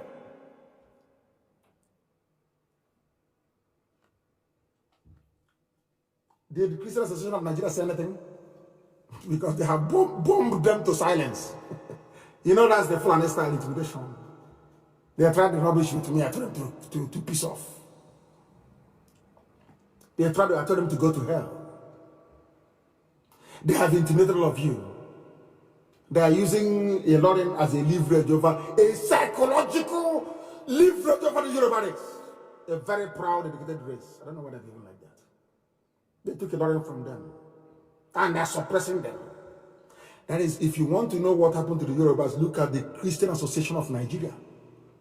It's called emasculation. They squashed them through killing, bombings, and threats from the IG of police, from Buratai, that in broad daylight, Christian girls are being forcibly converted to Islam. Nobody can say anything except IPOB. That's Mazi Nnamdi Kanu. The people that say, oh, we are one Nigerians, we love Nigeria, leave our country, Nigeria. Have they said anything? Legendary zoological republic. We are their savior. We are serving them. You say in the north they hold their Juma prayers, they are doing everything they can. But in the south they are arresting pastors. A pastor had to bail himself with 1 million naira. With 1 million naira because they don't give a damn. Police commissioner is Islam. Police IG is Islam. Everybody is from Janjaweed from the north. Look at how they're holding you hostage. They are not up to 8% of the population. Look at how they're holding all of you hostage because of people in Yoruba land are cowards. That's why the only reason why Fulani is talking is because they are counting on Yoruba cowardice. That's all. They are counting on Yoruba cowardice. If Osibajo were to be an Igbo man, I assure you. If Osibajo were to be an Ijaw man, I assure you he will be the president of Nigeria. To hell with Fulani Janjaweed. To hell with them. But Yoruba, you are afraid. You are scared. You are frightened. Because they took a lot from you. Come out and be open. Don't hide behind the wishy-washy grammar. Be open. Why are you not asking for Osibajo? Why? I ask you. Because you are afraid. Because you are scared of Fulani Janjaweed. But we are not afraid of them. And they know it. They know it. Zoo has fallen. There is no president. There is no vice president. There is nobody running the zoo. They have looted all the money. And you're there carrying your useless green, white, and green, whatever rubbish. Is it green, white, green flag? Talking rubbish online. You think I'll let them go scot-free? Tomorrow we go back on the tweet. The world, we are going to every major news outlet in Africa. I said that they must know what is happening in the zoo. The world must know. I told them, when Prophet Ngila was telling you, negotiate now, you said no. He said, Nnamdi Kanu, I can stop them. They are thugs. They are miscreants. The man said, negotiate now. A time will come when you want to negotiate as they are doing now. There will be no space for that. And that time is now. And the zoo has fallen. I can assure you, it can never ever be the same again. If they call for a sovereign national conference, if they call for a confab, we would not attend it. It is too late. I want Yoruba to stand up as a race and as a people. Stand up for once and support what is right. Impunity and evil is happening. Stop supporting evil, Yoruba. Stop supporting evil. It's not good.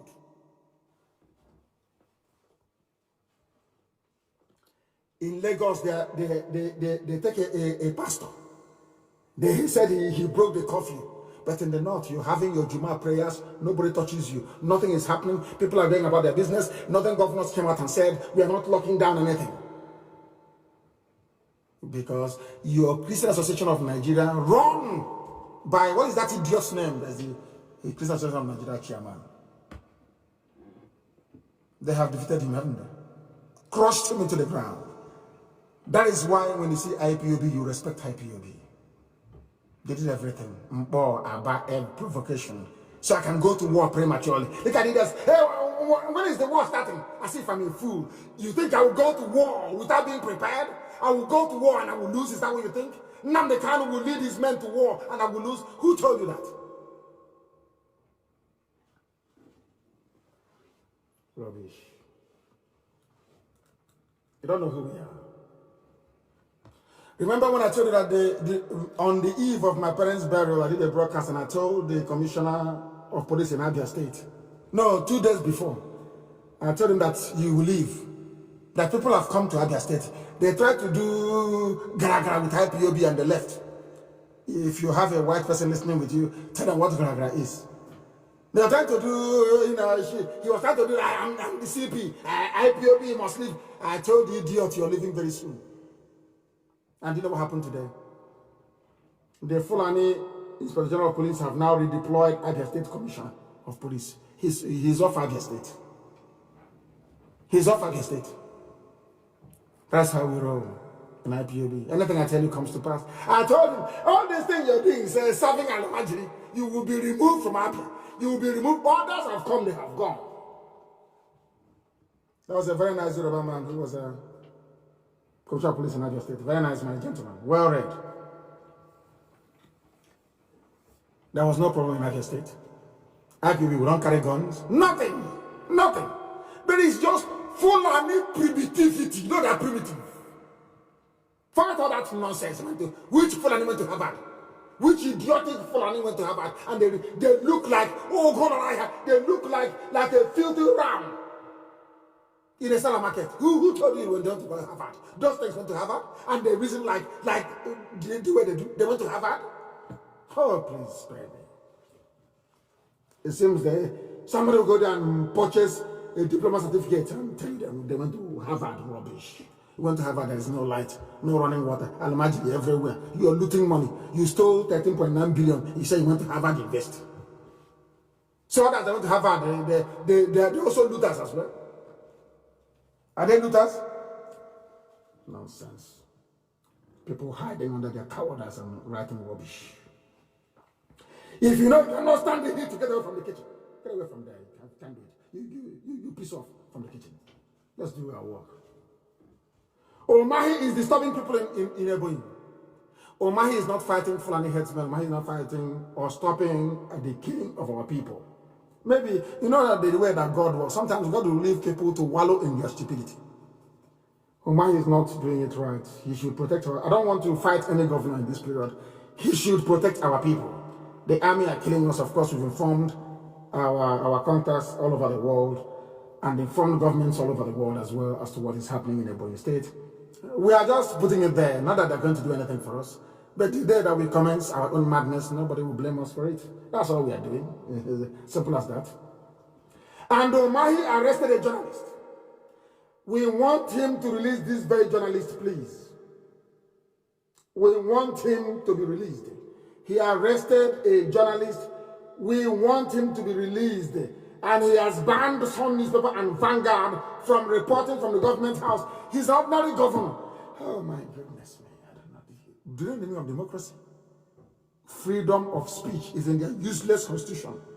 Written by another Janjaweed. It is there. Freedom of speech in Biafra land. No, you can say whatever you want to say about anybody, you're free to say it. It's your business. If you're sad or if you're angry, you file a libel suit in a court of law. How can you be banning and arresting journalists? What sort of nonsense is that? We don't like them. I don't like them myself. But when I see a journalist, I hate journalists to be molested. I do not like it. I don't like it. I don't like it. I just don't. It is not good. It is not good. It is not good. It was SARS again. 1 minute they say, oh, we've abolished SARS. The next minute the SARS are arresting people everywhere. SARS in Ebonyi State went and arrested a Vanguard correspondent in the name of Peter Okutu. We want him to be released, please. I don't know who he is, and I don't care to know. You must release Peter Okutu. He is a journalist doing his job. If you don't like what he is written, use your influence at the local magistrate court as you used to do. Go there and ask him to pay fine or you jail him for libel. You don't send police to go and arrest a journalist. What for? Of course, it's a zoo. Why am I complaining? You don't practice. After all, your chief of staff is your president. So what do you know? It's a zoo. What do you know? I ask you, what do you know? You know nothing. Zoological Republic. He must be released. Dave Umahi, you must release Peter Okutu. He has done nothing wrong. If he has published anything you don't like, as you have done, you can ban him from the state house as your prerogative, you're the governor. You can take him to court, but not to arrest him. He did not commit any crime. He only expressed a particular view which you do not agree with. That does not call for the arrest of the man.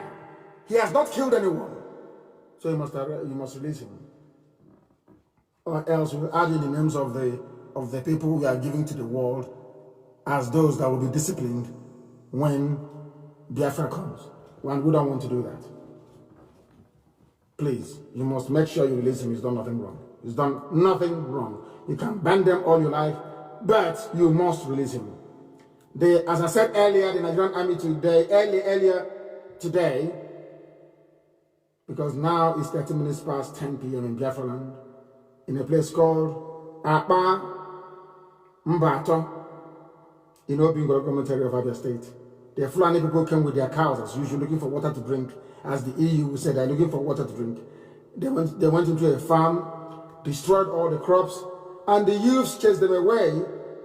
Within the next 10 minutes, the army came and arrested people in the nearby village. They arrested one Victor Aloma. Of course, we are informing the US. They'll be tired of hearing from us. Every time the Nigerian army commits one impunity or the other, I am informing the State Department in the US. And they know it. Victor Aloma, Yoruba media, are you listening to what your army is doing? Your gallant soldiers, to what they're doing? They arrested Victor Aloma. They arrested Chimobi Samuel. They arrested Omudo Enyina. They arrested Odiwoma Samuel. They arrested Enyiribe Enyina. They arrested Onyekachi Chikwendu. I want them released. You brought your cattle into their farms, destroyed all the crops, and they only asked your Janjaweed, your terrorists with cattle to move away, and the army came. Tell me why the army will be coming to defend Mietiala all the time. Why would Nigerian army be coming to defend terrorists? Because you have no president. Because you have no vice president. The Janjaweed, the Fulani cabal is in control, and the zoo has fallen.